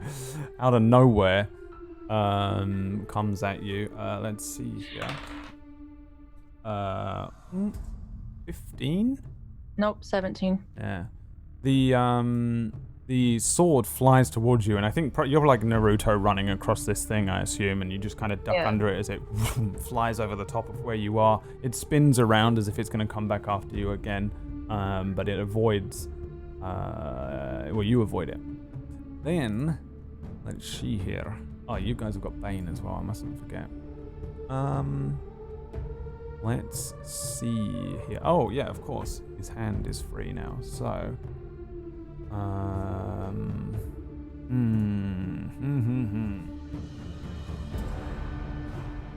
Who has done a lot of damage here? Ellie and Bo. Who's killed the most out of Ellie and Bo? Me. Is it you, Bo? Yeah. Wow. No. I said that. I've killed the most. You killed the most? Yeah, I've killed 3, I think. Okay, make me a charisma saving throw with advantage. Okay. Advantage. 17, then minus 1d4. Yes.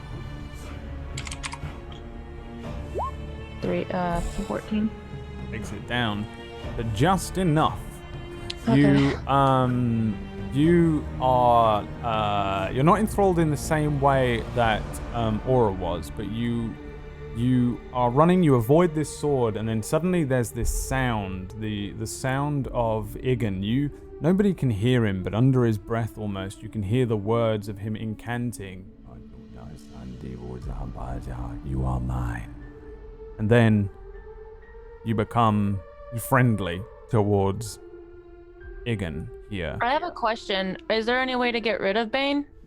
Let's see. Because I didn't roll for it on my last turn. Yeah. I think. There's no saving. Yeah, I think it's just a minute, and then. Okay. Oh, it's just a cast, and then you're under it for a minute. Yeah. So, yeah, there is other ways, but there isn't a saving throw basically. You now regard Iggan as at best your friend, possibly a love interest. He seems highly attractive to you. He seems to be if I don't even know if these people are your friends. So whatever you perceive a friend to be, because Ellie is a confusing creature, but whatever you perceive a friend to be, he is a friend to you, and he's always been a good friend to you. He is one of your best friends, maybe your only true friend, one of the only people that you confide in and trust. And even though you don't turn hostile towards your friends here, your comrades, he is absolutely not somebody that you would want to see harm come to and would not attack. And however you want to deal with that, you can. He says, Come now, stop them. They don't understand what's going on. Don't let them hurt me.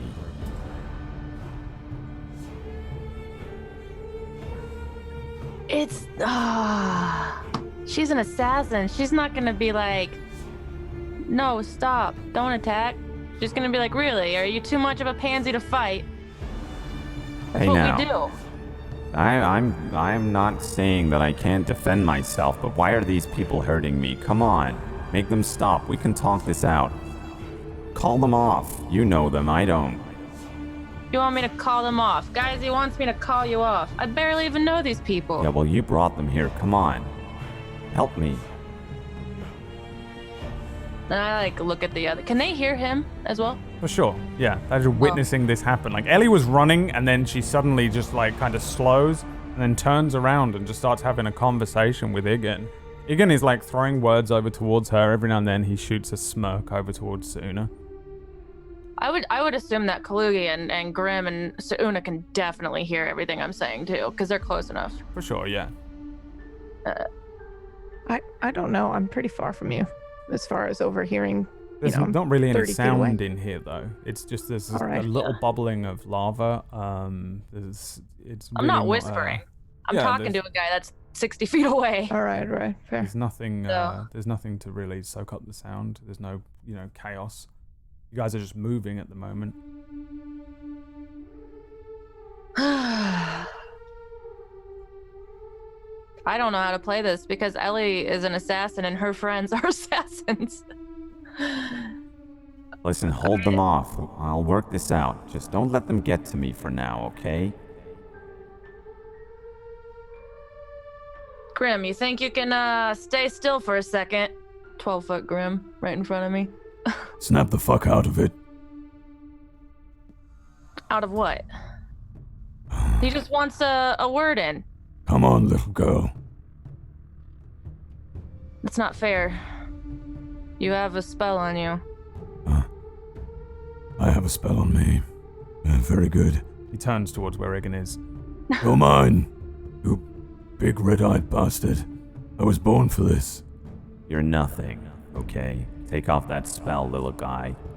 He gets angry, starts again trudging forward as if he's heading towards where Iggan is. You want to do anything else? Oh wait, no, it's not your turn, it's Iggan's turn. It's not my turn, yeah. Let's see. Yeah, Iggan. Grim, he's gonna start moving, see how far he can get. Does he get bonus movement? No. No. Well, I guess he has to go around the lava. He can get to there. What? Oh, nothing. Okay. I was gonna say he could potentially step on that rock and that rock because he's massive now. He could literally would be like, but I don't know if that counts. It'd still make him do it. I don't think he would. He's just moving. He's wandering around. He is gonna step over here. He's gonna use a dash actually and get up over to where this is. Yeah.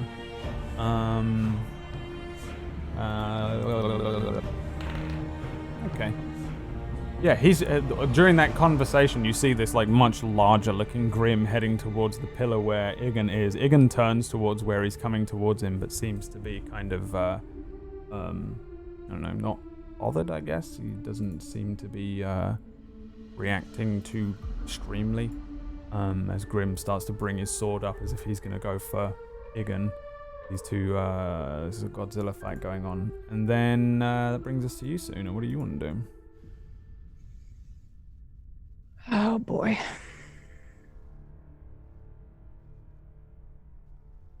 I am going to run up here to the edge. It's probably extremely hot. Oh, actually. Pretty hot. Let me just measure. Yeah, I am going to cast a spell with a bonus action that will let me move right here. Okay. And then I'm going to cast Lightning Lure on Iggan and pull him, hopefully, into this fucking flaba. Alrighty. How does that run? Let's see. Lightning Lure. It might not. He needs to do a strength saving throw or be pulled 10 feet towards me. Okay. Lightning pulled blah blah blah. Alright. Strength saving throw coming in. That's right. That is a 17. Yep. Against I won. 16. 16. Your how does this look?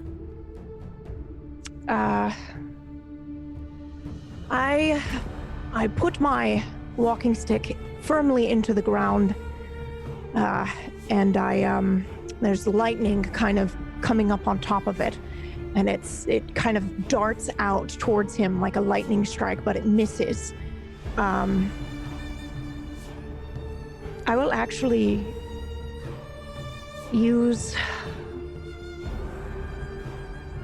a sorcery point to do that again. Okay. Motherfucker.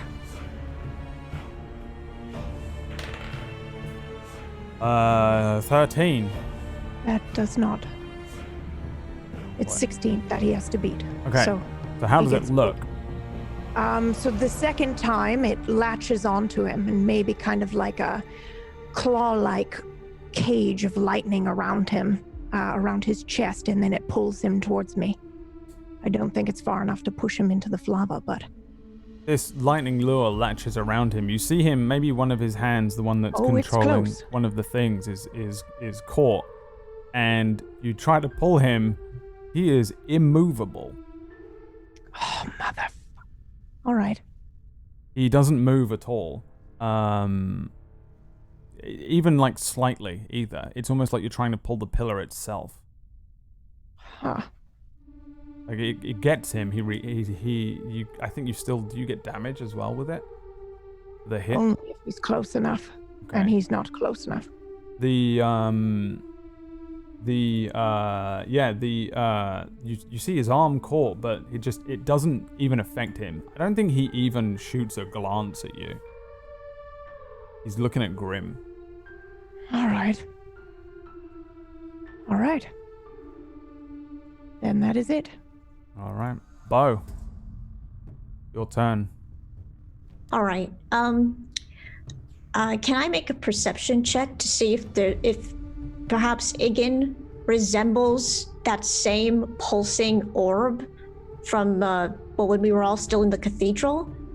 Yep. You can also give me an Arcana check, but if you do a perception check, that's fine too. Okay. Right. I guess I'll do an Arcana check. 16? 16. You get the sense that that orb, whatever that orb was that was in that church, in the temple at the altar there, was enhancing his power to a massive degree. And it is in play. It's definitely what's allowing him to remain this powerful, this strong.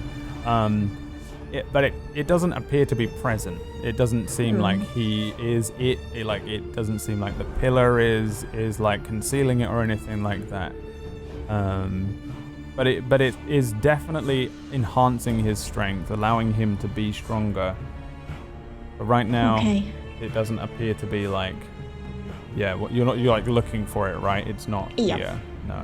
Okay. Well then, I guess I think I'm close and well. Would I be able to move a little bit and then make an attack? You can. Just to the edge. Use your action. You can use a bonus action to do something, or you can and you can move. You kind of did like an investigation check, or like I don't know what a good Final Fantasy's Libra kind of thing here, where you scanned for a thing. I'll let you do investigation checks to try and determine information, but you're gonna each turn, by the way, each round is 6 seconds, right? So whenever you do these things, it only takes place over 6 seconds. So you take in a moment to investigate, to look, to try and think. 6 seconds of time. So I think, if you do a really intense look, depending on what it is, I will roll differently. But I think with that kind of a check, it would have been your action for sure. Okay. Well then, I'll remain where I am because I think I can still attack him within range. He's about 80 feet from me. Yeah. Yeah, I can definitely use my light crossbow. So I will attempt to attack him. Cool. Ellie. 17. Oh no, you only have a bonus action. Oh, okay. Gotcha. All right then. I think can you use a light crossbow on a bonus action? I don't think so. I feel like you can only. Does it actually count as one as a light weapon? There is so you actually can use your bonus action to do an offhand attack. You just don't get your proficiency when you do it. Okay. I just can't remember. I think you need the weapon property light, which is in the name, which suggests that it does have it, but yeah, it's light crossbow. But I don't know if it actually has the thing. Give me 1 second. I'm looking at it. Yeah. It makes sense that it does, but I don't know. So it's weird actually. So a light crossbow has these properties: ammunition, loading, and two-handed. Ignore ammunition and loading. Two-handed means it takes both of your hands, so you wouldn't be able to use a shield and use a light crossbow. Okay. Hand crossbows have an actual property, which is called light, which means you could use it on a bonus action on an offhand weapon. Any weapon, if you look in the PHB at some point, or even actually, you know what? We got them. Let's teach some D&D. You might want to build something that uses this. You see on this list here, on the right, it says properties.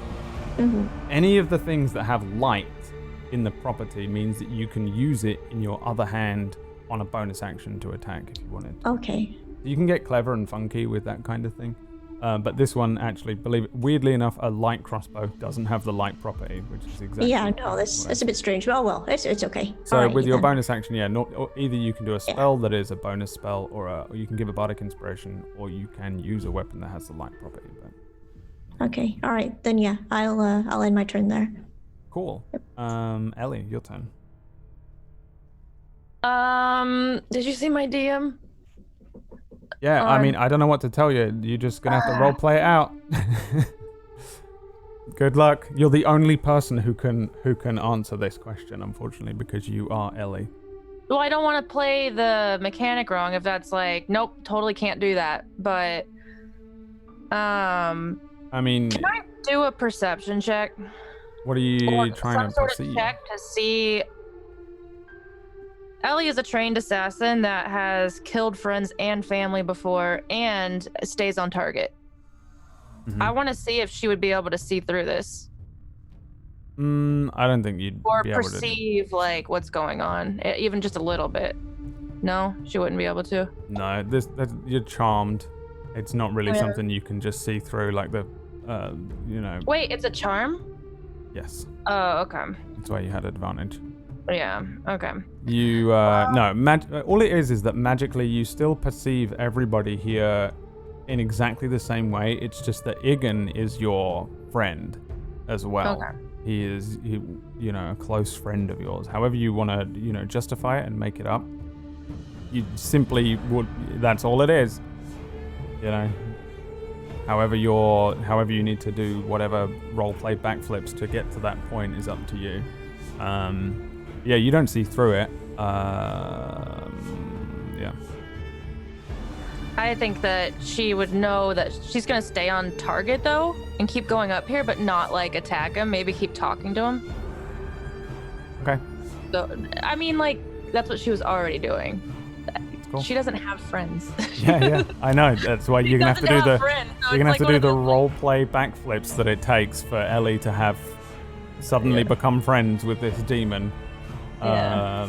But yeah, I don't know. It's up to you to work out. You're just running up there, heading on up there still. Just continue moving. Let's see. You get to make a save at the end. I don't think you do. Yeah. So, no, you don't get a save at the end either. Kalugi says, no, let's see what Kalugi. Kalugi probably is knowledgeable. Apparently not. Kalugi can't roll for shit today. Kalugi is also just going to run forth, I think. He's just going to keep moving. Do his 30. Thing in the way. Pretty much just behind you here. Running up. Following up to where you guys are. Actually. Hey! So, something interesting happens now. As Kalugi jumps over the lava and hits these kind of, naturally formed steps that lead up onto the island where Iggan is.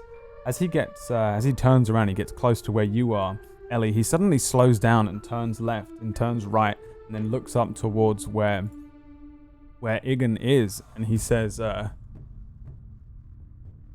how fucking dare you, demon? How dare you make me fucking hear her voice, you fucking piece of shit. I'm gonna chop off your fucking head as well. Everyone give me insight checks if you're looking at Iggan. Including you, Ellie, you can do it too.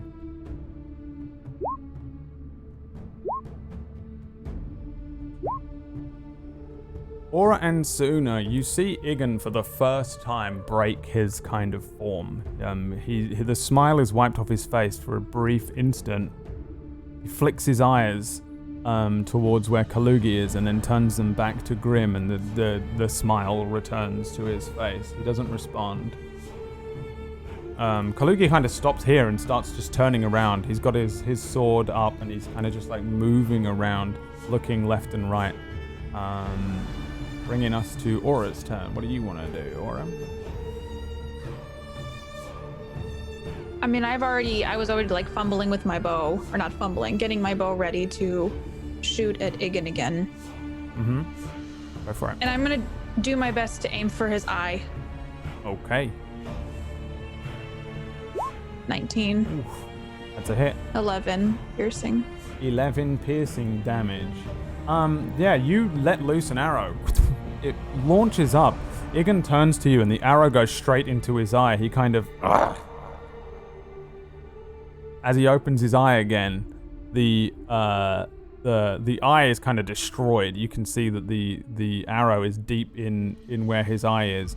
And then the red glow kind of sharpens for a moment before dying out. One of his eyes is kind of all bloodied and messed up, and he says, "Nice shot." As he smiles again at you, and you deal 11 piercing damage. Mm-hmm. He returns his attentions to Grim, who's like stomping towards him. What else do you want to do, if anything? You can move or bonus action.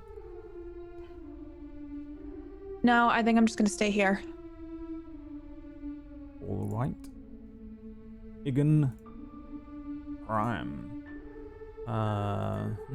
Both of his hands are gripped.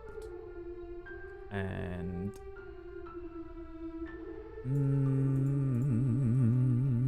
let's see. I think actually the mental math here. I don't think he does anything. He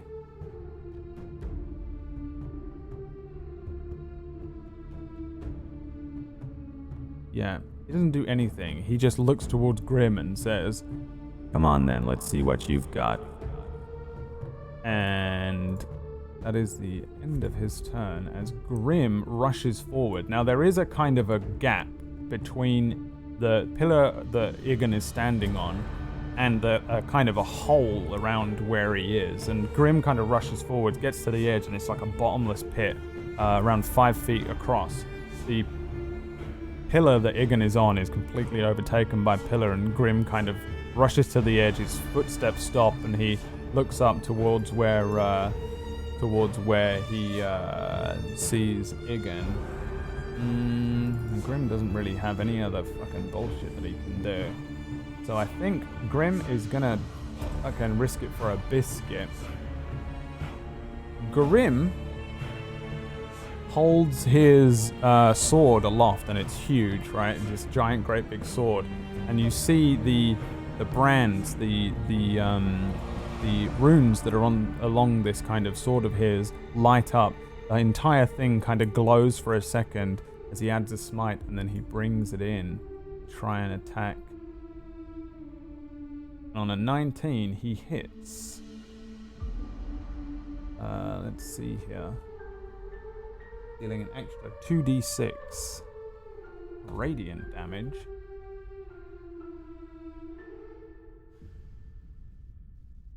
Yes. So there's a blinding flash of light as Grim jumps off of the edge of this thing above this bottomless pit, bringing his sword forward and striking at where Iggan is. Iggan is immediately hit by this thing. You see it kind of cut through like this grey flesh of Iggan's. There's this kind of dark red, very, very deep ichor that is pulled from Iggan as it cuts through his chest. He deals, let's see, 12 slashing, because these are different types of damage. Well, 12 plus 5 slashing, so that's that. And then 4 radiant damage, which is that. And then I'm going to make a dexterity saving throw for Grim to see if he falls into the bottomless pit or not. Do you have anything? Nope. Let's see here. Wow, that's a fail. Grim falls, faltering as he jumps up. He slices through Iggan, deals a pretty big bit of damage to him, and then falls into this kind of bottomless pit. He's not falling or anything like that, but he's kind of stuck. And he's not shrunk there, by the way. He is just that much further down. You see him kind of grip onto the sides and hold on. Suddenly, an arm shoots up over the top where Ellie, maybe you can see it. The others maybe don't know where he went as he holds steady. And then, you know what? On that fail, I'm going to make him drop his sword. Sword falls, shrinking from the loss of control into the bottomless pit here. He's kind of holding on. Think Mufasa. Onto the edge of this thing here. Iggan looks actually pretty fucked up. He's got a pretty nasty wound now across the front of his chest. He's got an eyeball punctured and missing. And this thing is like bleeding. This blood is dripping down his body, hitting this pillar. Grim holding on for dear life, stuck between these two walls, ends his turn, bringing us Suna. Grim begins to shrink in size and form as I... It's really bad, but okay. Cast Levitate. Oh, okay, that's not bad then. Fucking hell. Okay, so what does Levitate do? It's going to raise him up into the air, Bradley. Yeah, I know. I just Sorry, wanna one know second. what the actual words say, because... I can raise him up to 20 feet. 20 feet? Do you just want to raise him up to the edge? Yes, I want to save his life. Yes. You cast this spell. I think like Grim shrinks before you break the concentration on one. He slips and then he as he falls for a moment, and then he's caught suspended in the air before you begin to lift him upwards, and he kind of flails a little bit and says, My sword! Get my sword! I don't think I can do that. Yeah, no, I don't think you can either, but you see him kind of looking into this nothingness. He doesn't see his sword or anything. It's fallen into the bottomless pit. Has it fallen? Yeah. So if I were to expend a spell slot to do levitate again, I won't be able to get a sword? No. Okay. I'm too far away, I think, to yell over Flava that I can't, and also this is very draining energy-wise, so I don't do that. Yep. You just lift him back up to the edge? Yep, I lift him back up to the edge. Okay, yeah. You see him lifted up to the edge. You see him scramble kind of sideways, kind of gets purchase on the ledge, and he turns around, slightly smaller now, but he turns up to where Iggan is, and he pulls from his side. He actually does have a heavy crossbow, and he says, "You're gonna pay for that one." As he loads a big, chunky bolt into his heavy crossbow. That sword was very expensive. Is that the end of your turn? No.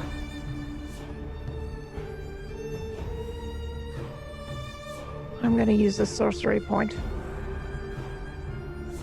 And I'm going to try to cast Mind Spike.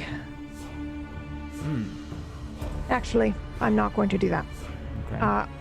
I am going to turn to Bo, though, and I'm going to ask, Bo, I could use some assistance. Oh boy, well, as much as I'd like to offer, I'm all out of spells. But I might have something else up my sleeve. All right. Whew. And that is where I will end my turn. Okay. Let's see what Bo's got up his sleeve. Alright, seeing as we're kind of in a desperate situation, I thought I'd never have to, use this, but I dig deep in my pockets and I then take out Ahi's elixir. Oh, I was thinking inspiring, not to use an elixir. I have no idea what this stuff does, but I can only hope that this is going to help. So I then take a deep breath in a last gulp before I start chugging this thing. Okay. Now then, I've got to go and find a lot of notes. Let's see precisely what it is that happens. So this thing is fucking weird looking bottle. As you bring this thing out, it doesn't have a stopper. The top of it is open, yet when you turn it upside down, the liquid inside doesn't fall out. You bring this thing up, and as you're holding it, you can feel a sensation from within. First of all, give me a I guess just roll me a d20.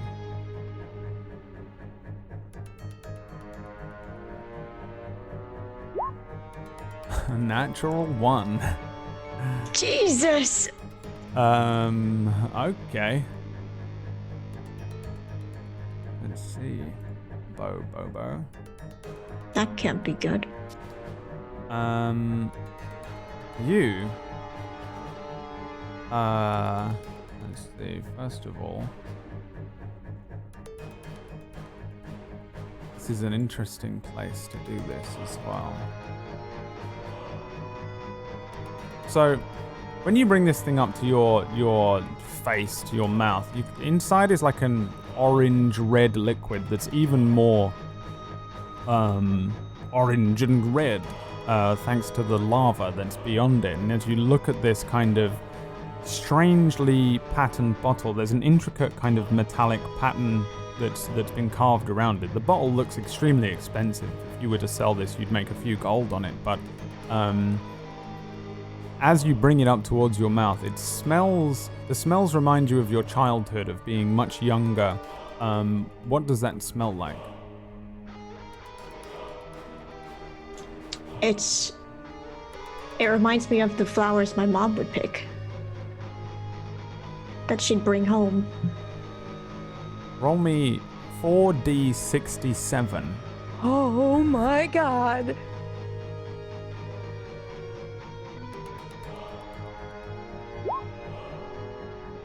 $62. 62. Probably not going to make much of a change.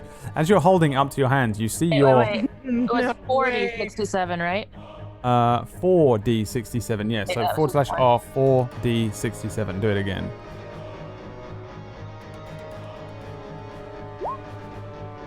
$118.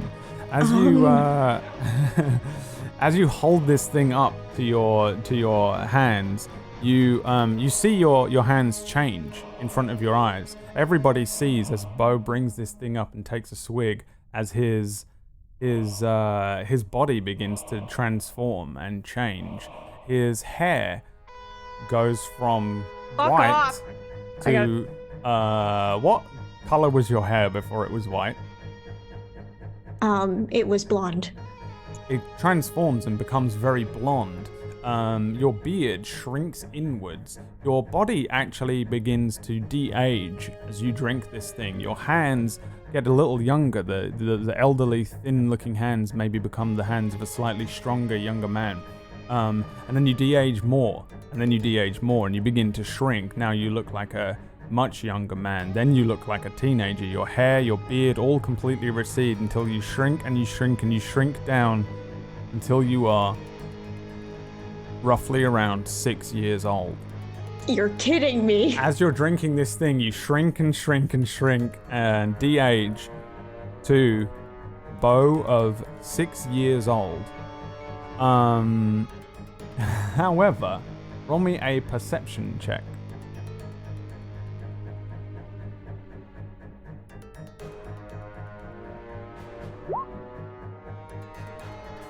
17. You can hear the sounds of rushing water. You can hear the sounds of the sea. You can suddenly smell this kind of salty, briny, oceany smell, and you can sense a strange disturbance. The area that you're in, the place that you're at, zero water here, zero places for you to draw energy from. And you unlock a hidden set of powers within you. You are now a water elementalist, and you can control, harness, and boost yourself using all sorts of different water-based abilities and spells.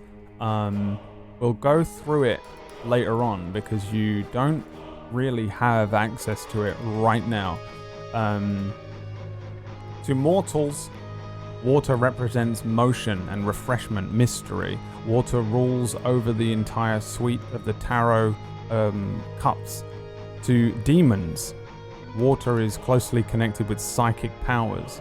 It is used in ritualistic and metaphysical practices, and that is why you know that everything that is happening around you, everything that's going on in here, isn't real. You're inside of some sort of illusory thing crafted by Iggan. You guys are fighting for your lives. You're fighting with your will. This isn't real. If you've seen Naruto, you're in a genjutsu, kind of. You're still suffering. You're still being drawn into this place. You're still somewhat present, but he is manifesting all of this. How you get out, you don't understand. You can feel outside of this thing. This is all psychic bullshit. This is all illusory. This magic is being put forward. Even Iggan in the middle isn't real. There's a way out. You can feel and you can sense and you can understand that the spell being cast around you is absolutely fake. It's illusory. A but you don't know how to get out. Also, you're 6 years old, and you are in the clothes of old Bo as your body shrinks down, like Benjamin Button style. You now are a child. You retain all of your skills and things, but yeah, you are the water elementalist, Bo. And you're gonna have to disseminate that information how you will, and I'll give you your skills and abilities soon enough. Right now you don't actually have access to them anyway, so it's fine. So if my element is water, Yes. oh boy, I'm gonna have to probably start talking like a little boy. Would I then be able to harness sweat? That's water, right? It's hot down here. Wouldn't we able to, Let's see. You have mastery over water. You have a couple of extra spells that have nothing to do with sweat. You have the ability to... I think yes, somewhat. But what it is, here's what it is. You're able to draw additional power. When you're around water, ice even, steam, anything that is water-based, you are able to draw from that to enhance yourself in some way. I'll tell you one thing that will happen to you from now on. When you're not in combat and you're near a source of natural water, all of your healing spells heal twice as much and at their maximum value.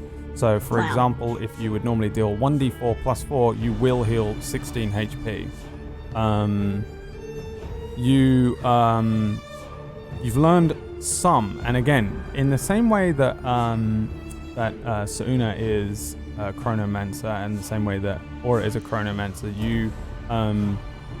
you're really just kind of like learning. You're like level 1 water elementalist. So you have some of the properties of you've learned some of the properties of water and have a mastery over ice manipulation as well. So you actually gain access to some ice spells that I will add to your sheet. And any spells that you cast with the ice subtype that deal damage, that's ice-based spells, deal an additional 1d6 damage to humanoids whenever you cast them. Can we, just mechanically, is there a way to combo that? Like if I cast an ice spell, is Bo able to assist? No, he has to cast it. All right. Fool. I mean, if you can swap out spells on a level up Bow and maybe take an ice-based spell, and if it's one that Suna has, you could do. It would just be that, you just deal extra damage.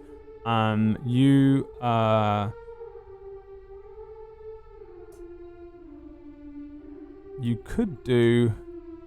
You don't have any spell slots left, do you? Nope, I'm all out. You know what? Roll me a. Are you charisma based? Roll me a charisma saving throw. Roll higher than a 15.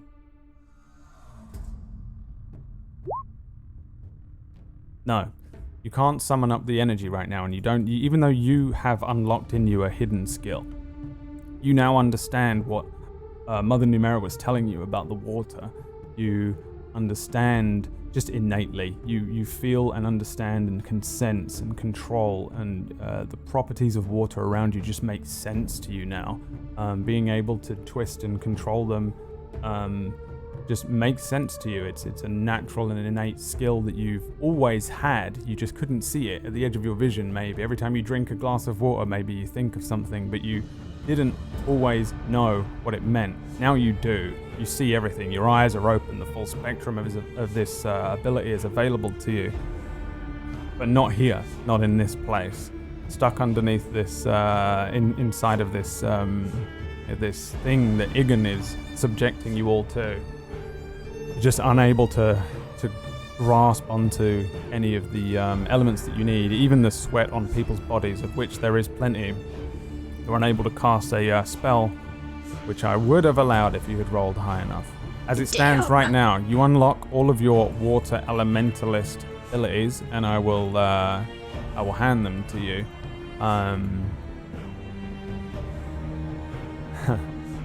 And I'm gonna roll the final dice of what you just did. Oh boy. Okay then. Interesting. I have to figure out how the fuck that works. Is that the end of your turn? What do you do? And how does everyone react? Well, after drinking that, I believe I can still make an attack. Yeah? Yeah. I'll use my light crossbow. Okay, yeah, go for it. Oh, it's boy. very big in these childlike hands. We've all seen child bow before as well, so it's the same looking. Bow is a kid, by the way. Everyone is just witnessing this.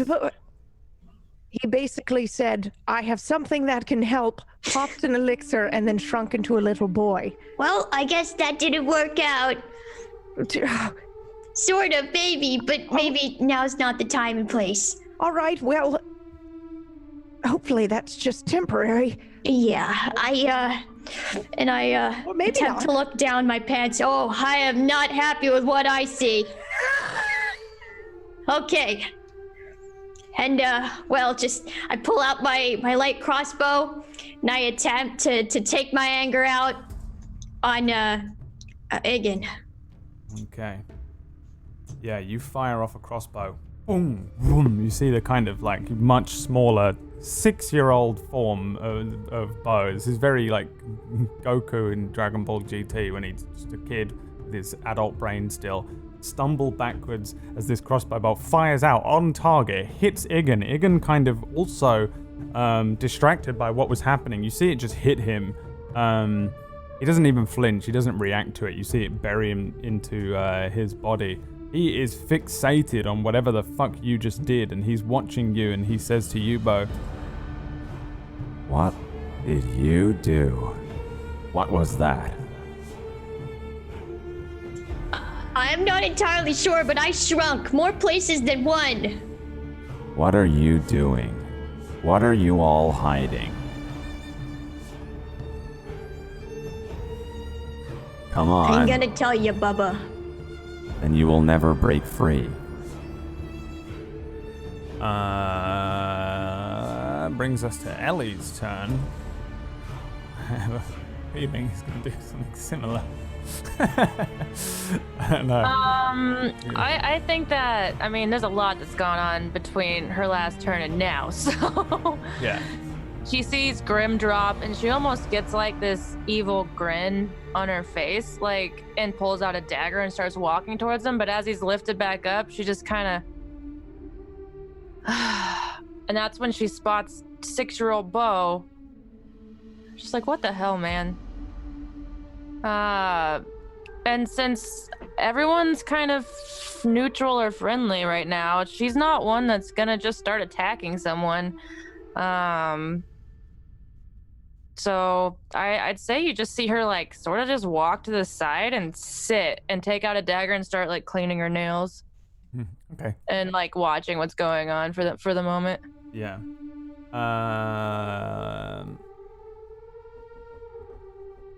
Okay. Sure. Kalugi is super fucking confused. I need to make a roll for Kalugi real quick. Kalugi is gonna walk over to where you are, but he walks past where you are and stands, like, near where you're sitting. He's kind of turning around himself. He looks back and forth, confused. He's looks like he's kind of going out of his mind, not like in a, like, crazy, like he's going insane way, but just like he's just doing these strange sporadic movements, stomping around, looking up and down. He looks down at you and says, "Snap out of it, yeah?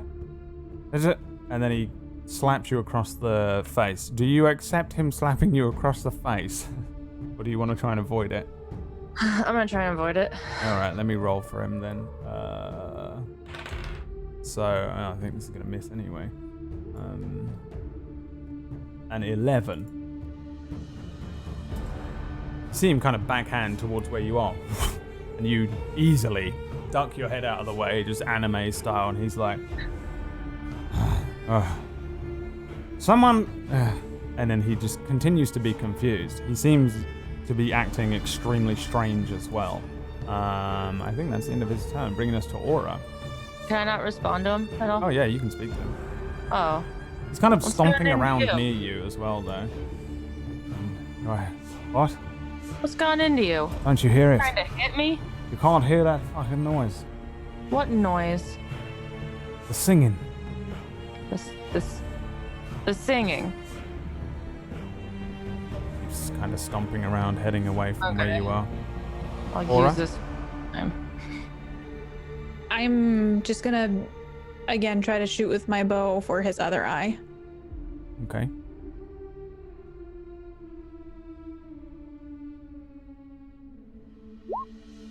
$15, 15 to hit. 10. 10. Yeah, I think the same thing. He's looking at Bo. He isn't smiling. He's all messed up. He's bleeding. He's wounded. He's got several arrows, crossbow bolts in him, and one through his eye. When you just fire an arrow, it flies completely true. You see it strike him in the eye again. That eye bursting. This one burying even deeper. He kind of moves his head around. Yeah, the two lights of his eyes go out, and he seems kind of dejected almost, like his body kind of weakens for a moment. Yeah, he looks seriously hurt up. But he says, even though his form slackens, he says, It's no use. You're not getting out. Tell me what is that power? What did he just do? How can you control time? I don't say anything. He's blind now, from what I can gather. he's got no eyes. All right, because I went up to him and I looked at his face, and that's how I got charmed, correct? So now he shouldn't be able to do that. In theory. My thought process. Yeah. He's asking questions. I have resorted, Aura. She and me feel like, nope, he doesn't get any information out of me anymore. It's closed. Yep. So I won't respond to him at all. Yeah. Let me roll dice here real quick. The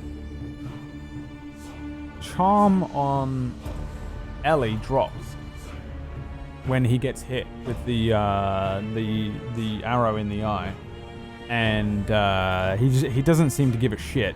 As his arms fall kind of slack to his side, he looks around with these two wooden sticks sticking out of where his eyes should be. This flesh peeling from his chest, blood, dark red blood falling down his kind of giant grey skinned body, hitting this pillar underneath him. He's looking around kind of at each of you. His body turns to where you are, Sooner, and says, Daughter, come now. Did you not come to entreat, to palaver? Speak, tell me. Perhaps I will let you go before your minds degrade too far. I don't speak to him either. You are fools. But very well. Grim, scrambling up on the rocks here, turns around, loads that crossbow bolt, points it up to him, and he's going to fire his heavy crossbow. Oh my god, he missed.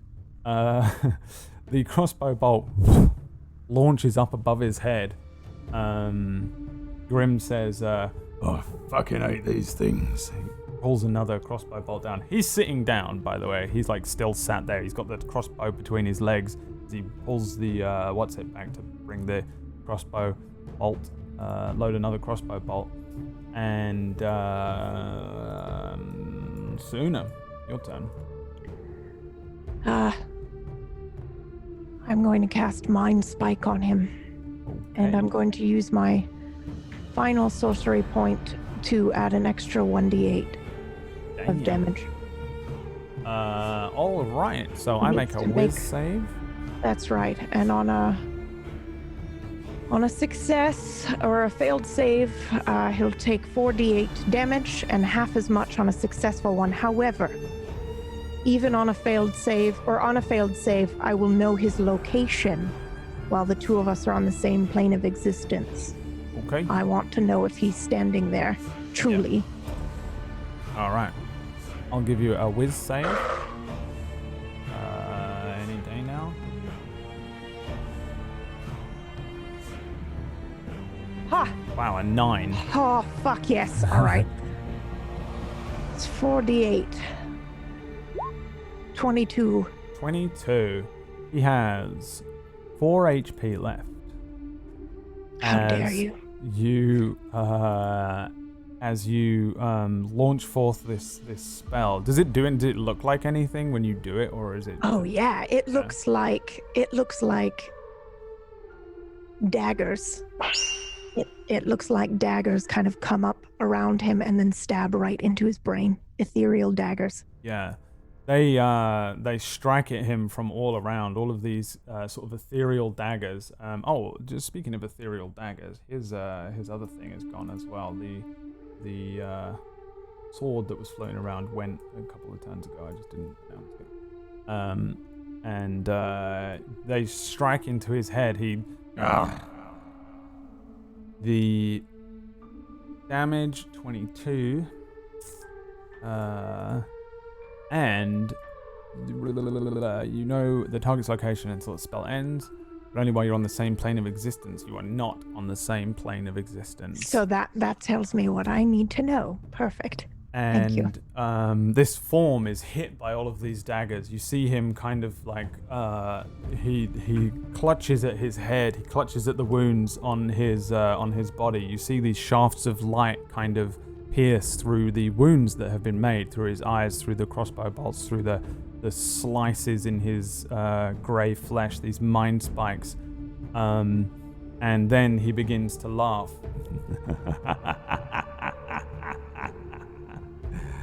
Oh, your weak attacks. And his body begins to knit back together.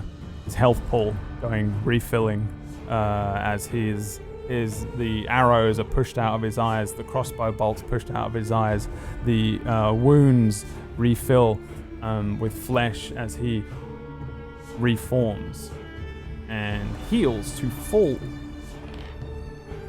He says, Well, I think that's enough of my games. What do you say? You ready for round 2? Feeling tired yet? I'm just getting warmed up. Still your turn, Suna. So I heard him say, because I don't have Bo's revelation, but I did hear him say you'll never get out. Mm-hmm. And I know he's not on this plane of existence. Mm-hmm. May I make a roll or anything to see how to get out of here? Yeah. Give me an Arcana check. 15. So, you don't know. This isn't like you're casting a spell and you understand, like, whatever the fucking spell is called, where you know every property of the spell that's being cast here. But essentially, he is, he's got you trapped. He's got all of you trapped inside of a powerful illusory kind of charm. You're inside of a dimension of a realm that he has created to trap you in. Right. You are trapped inside your own minds. Right. And though your physical bodies, you're not even on the same dimension. Your physical body's still up there, still out there in the temple. We're inside, in the temple, standing there like the rest of them. I get it. Inside your own mind, you're playing this out together. He's created this this place for you to play this out, and it's created basically an illusory world. Your sensations, everything you're feeling, but yeah, you're inside of this. But do I know how to get out of it? How to get out of it? So your best guesses are figure out how to break out. There is always clues. There's always ways out. There is a back door. There are ways to trick him. There, Rumpelstiltskin your way out. You can figure out the cracks in the spell. It's possible if you have maybe something like a spell that allows you to jump ethereally between planes. Might work, but you're not sure. For the most part, you pretty much need to break his charm before he wears you out.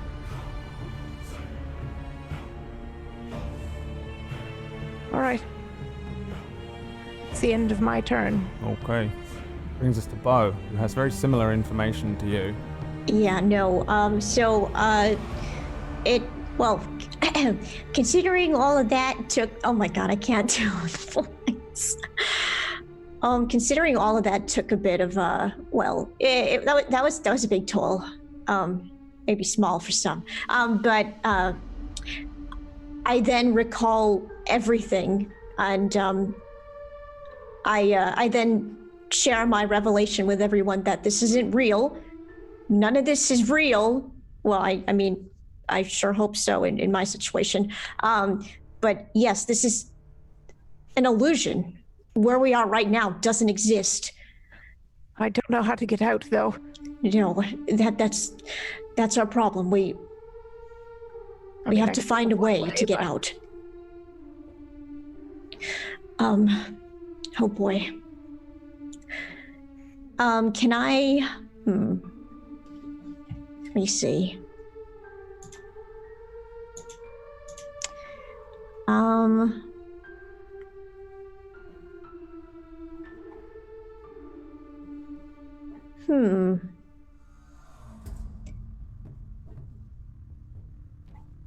I don't know if this is worth a shot, but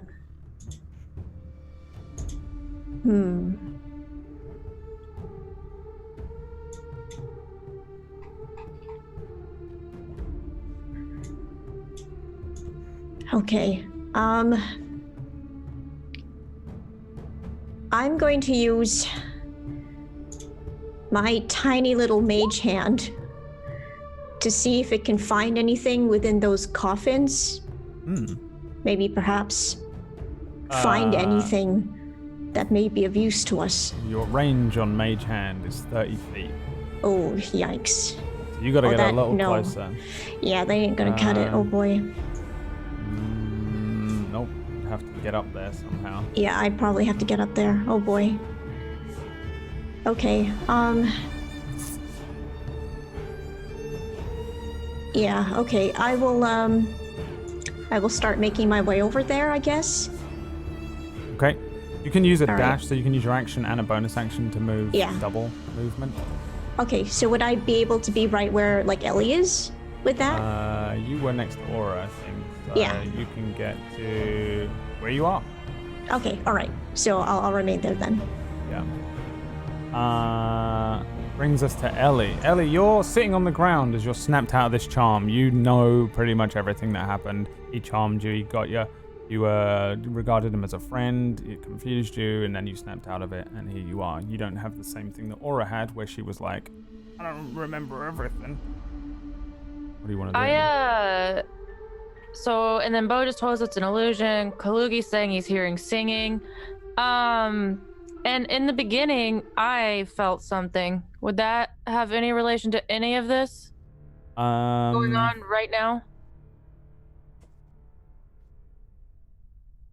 Give me a perception check. Give you a, yeah. 12. 12.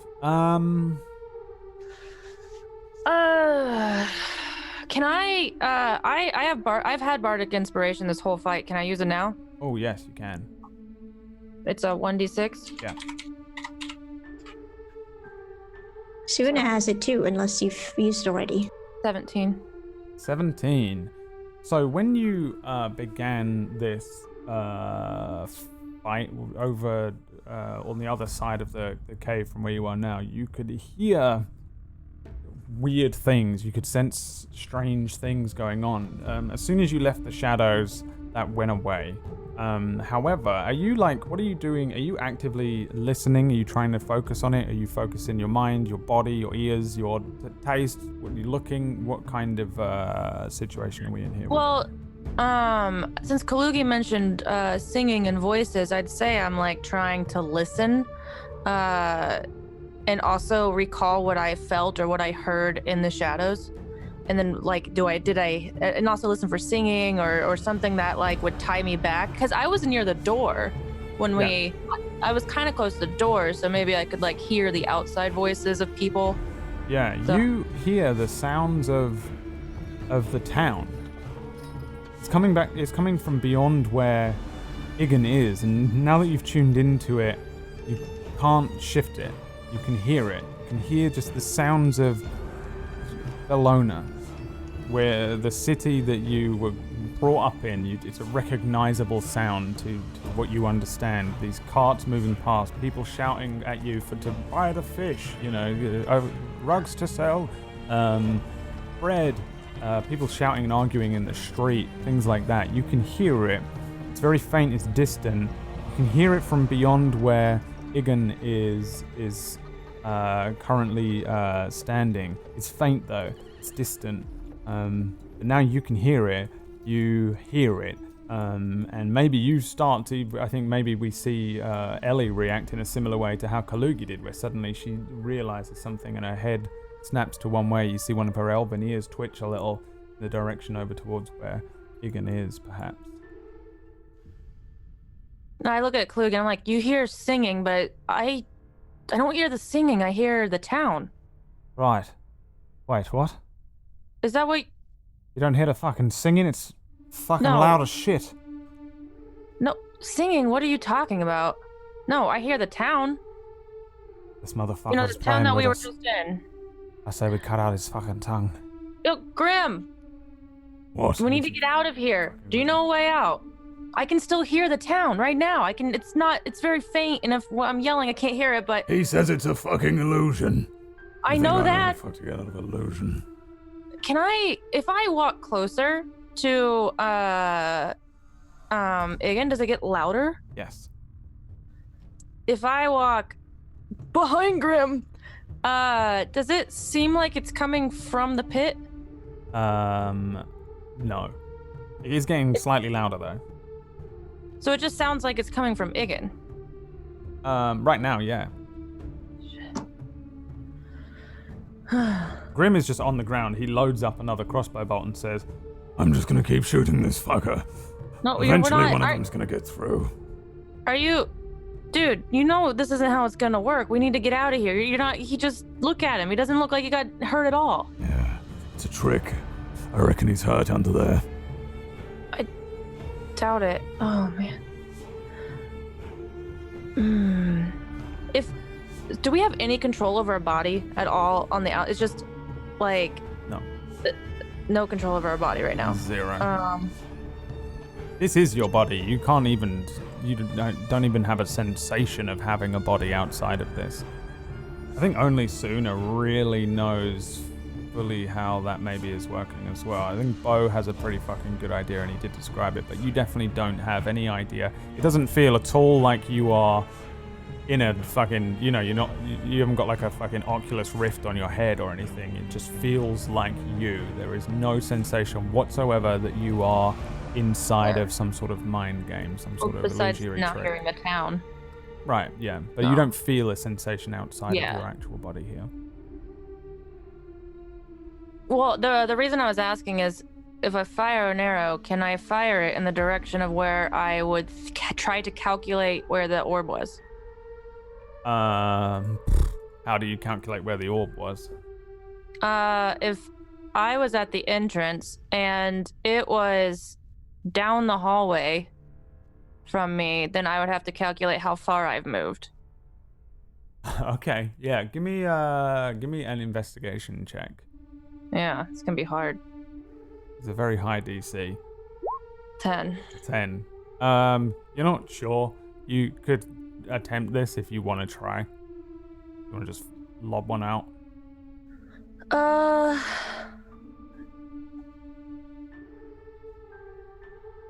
Crap. You got an idea on a 10. Yeah, I mean, it doesn't hurt to try, I guess.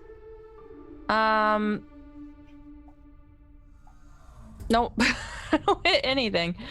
Yeah, you fire an arrow. Probably, kind of, it looks like a really weird thing, maybe, to everyone, as you suddenly load up an arrow, knock an arrow, and fire it in kind of like this direction, I think. Yeah, I was gonna say, that's somewhere about that the way. direction I go. As you just launch an arrow over to the side, you see it hit the side of this kind of cavern that you're in. It falls off the edge and disappears down into the pit below it. Iggan, watching you, says, Yes, I know what you're trying to do. That's adorable. Listen, man, this isn't even... You don't even fight fair. Yeah, you would be such a... We look down on this, is it? Fair. You don't know yeah. what fair is. I'm fighting perfectly fairly. No, you're not. I've amassed this power all by myself. You came to me underprepared. You were fools.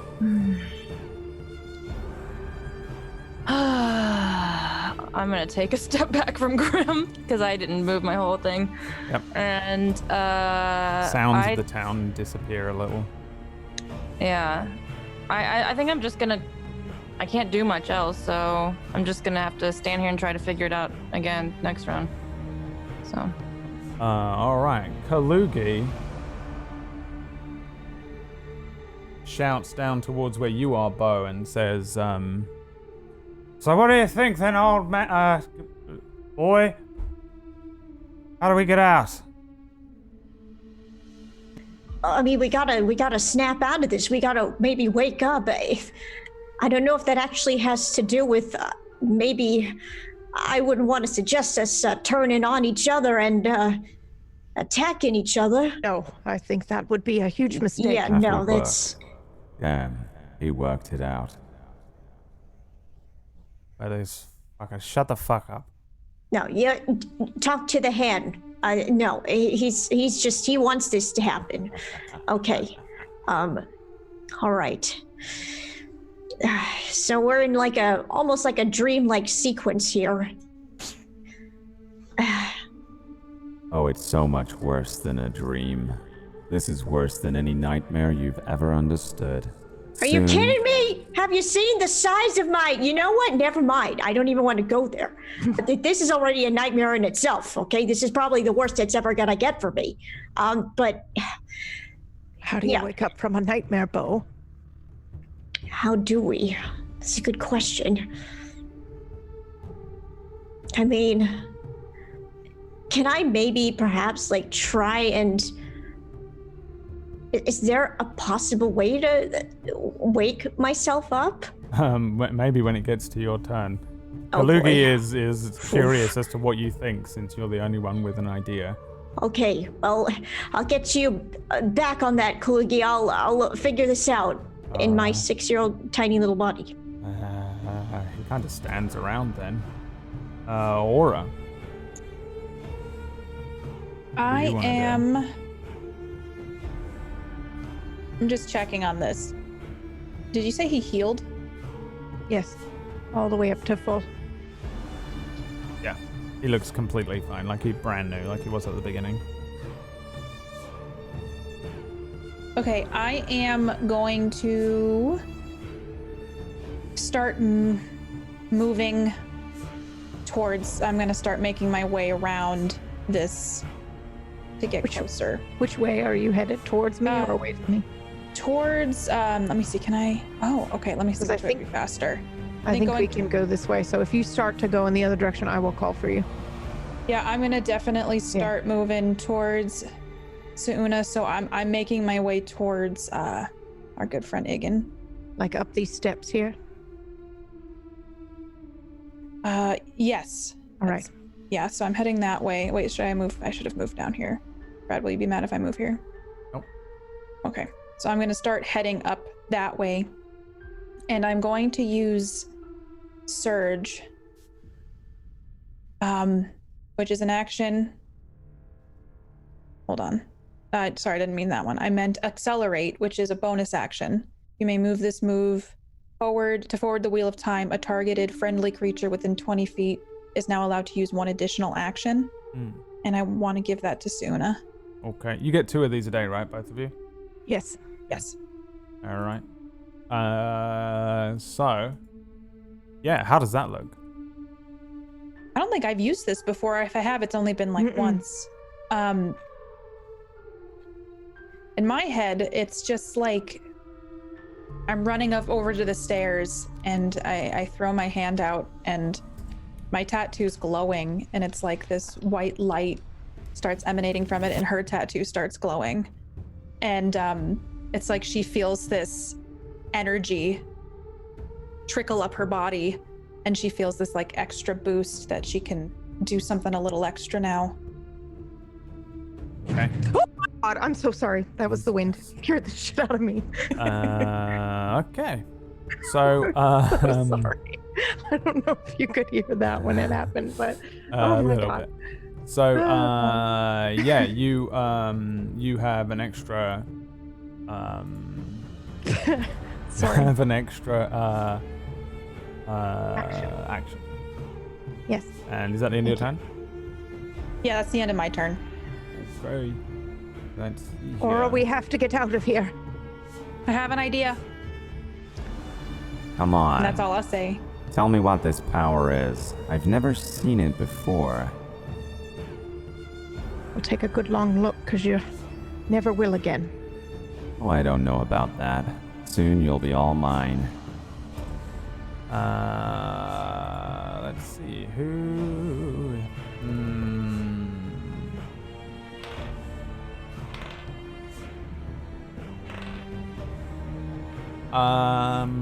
He says, I'm getting bored. Fine. Let's get this over with. both of his hands glow with a kind of reddish energy. He aims one of them towards Suna, lifts the other one up towards where Aura is, and fires 2 Eldritch Blasts, which apparently I don't have the thing for, so I'll roll manually.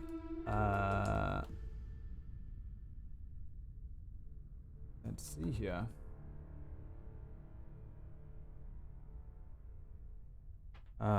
Suna and Aura. 13 and 17. KPP's not here, so I'll work out what it is.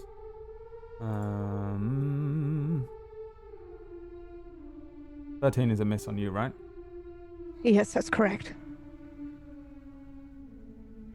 17 is a hit on Aura. These 2 waves of energy launch outwards, these red beams of light. 2 of them strike forward towards where Suna and Aura are. Suna probably just dodges out of the way of one before the second one, launching past where she is, strikes Aura, and that deals 5 damage to Aura. He says, You'll never make it out. You're stuck here. Slowly but surely, I'm eroding away at your mind, at your will. Come on, let me in. Join me. Tell me where you got this power. Tell me who Eyavaki is. Why are you here? Why do you want to see Chiba? Join me. Let me in. Answer my questions and I'll let you go. I'll let you live.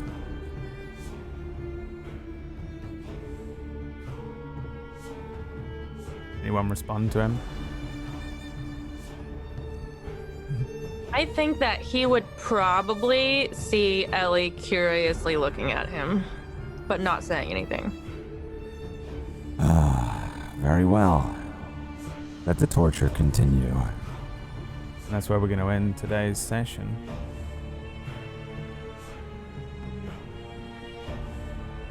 You're alive. At least. For Especially now. Bo. Bo, I'm going to give you all of your extra stuff soon enough. Damn. You guys.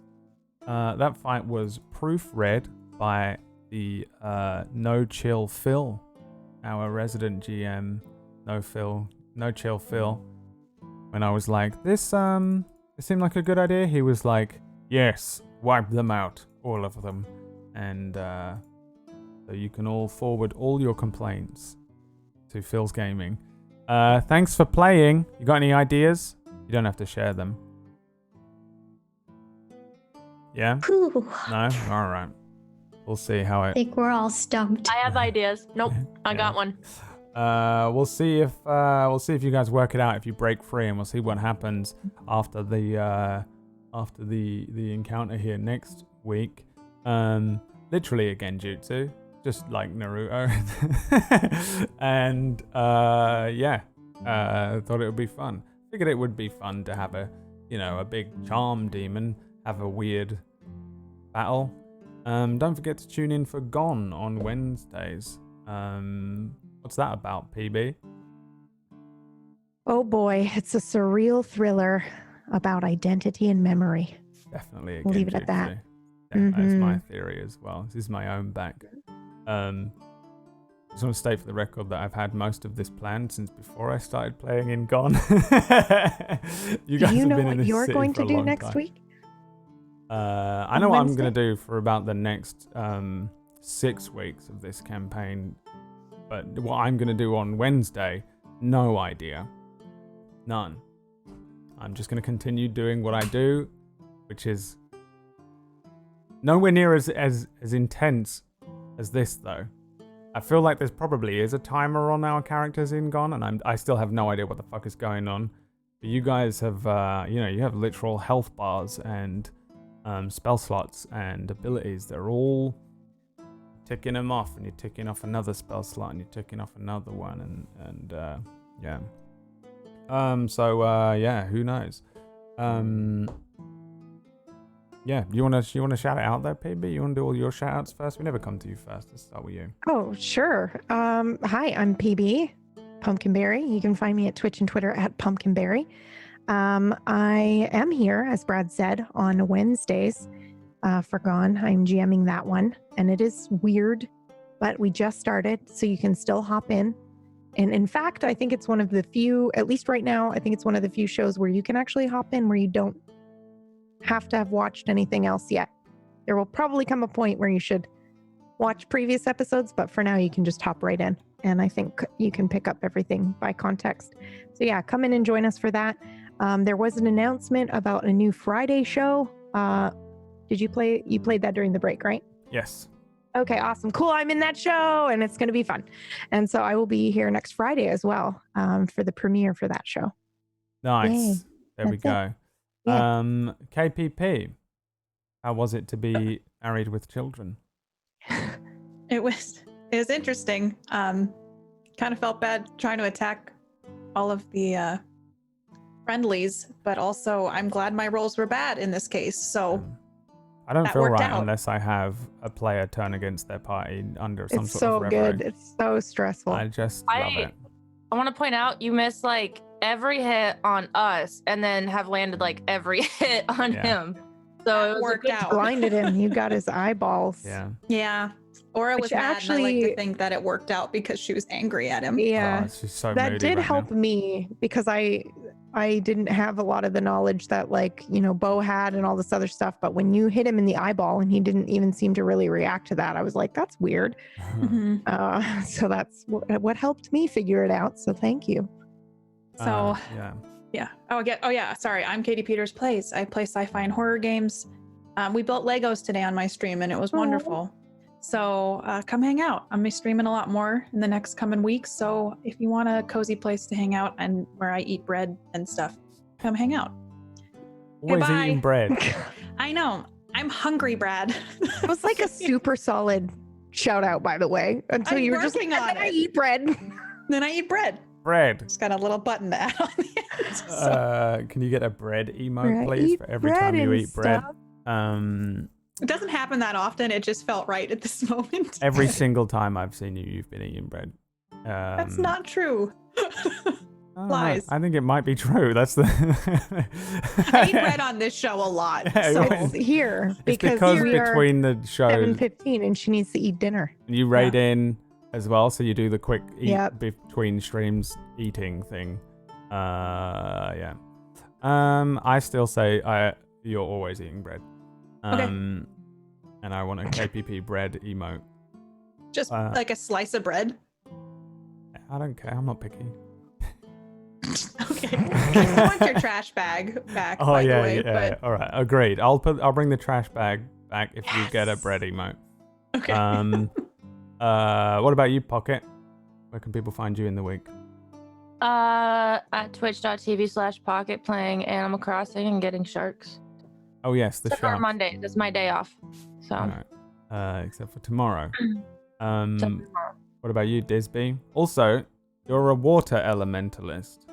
Yeah, Wow, that was so cool. I'm Yeah. excited. That was so fucking cool. I've been hinting Can't at say it Bo about- was too excited about his current appearance right now. He's a small person, yeah. tiny. Yeah, but you can find me at Twitch at DisbyRx. I play variety games, scary games, and currently playing Animal Crossing 2 at the moment. But looking very forward in playing the remake of Resident Evil 3, which comes out this week. It comes out this week. Yeah, April, Changes early already. April. Or not unless it's next. Oh wait, it could be next week. But I feel it's this week. I think it's April 3 that comes out. Yeah. Nice. Yeah. All right, dope. The water elementalist. Also, do you remember the very, very, very beginning, the first episode, how you fell into water and then Yeah, a column I of know. water dragged you up into the... Yeah. I've been planning. It's pretty neat that it's all kind of played out to this And- moment. Yeah. All right. Well, I'll tell you all the things that you can do in a second. Thanks for watching, everyone. Tune in next time for the next part of this battle that has just been raging on. We'll see how you guys deal with it if you break out of this spell, and what you do afterwards if you get out. If not, then I guess we just play out the rest of whatever Eternity. walls of this guy does in the eternity of his genjutsus. Don't forget we have this new show. I'm going to run the trailer again for you now so you can witness it, which starts on Friday.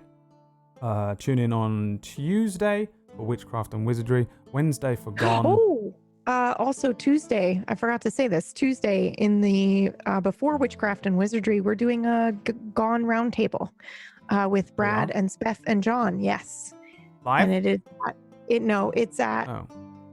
1 p.m., 2 p.m. Oh my god, I can't remember. We're doing I it have to go- live? I thought we were recording it, Yep. but I guess Nope, all we're right. doing it. We're doing it live. So yeah, we join our Discord or watch our Twitter, and we'll tweet. I'm time zone trying to do math, and I can't do it at the moment. but Announcements we are are doing that. always Mhm. launched up somewhere on the appropriate Discords, or everything is announced on our Twitter as well. That's what they're there for, because there's so much chaos going on with all these shows and things like that you can have a one-stop shop for info. All right, I'm gonna go get some bread. Thanks so much for watching, and here's the trailer for Facade again. See you next week. Bye. Bye.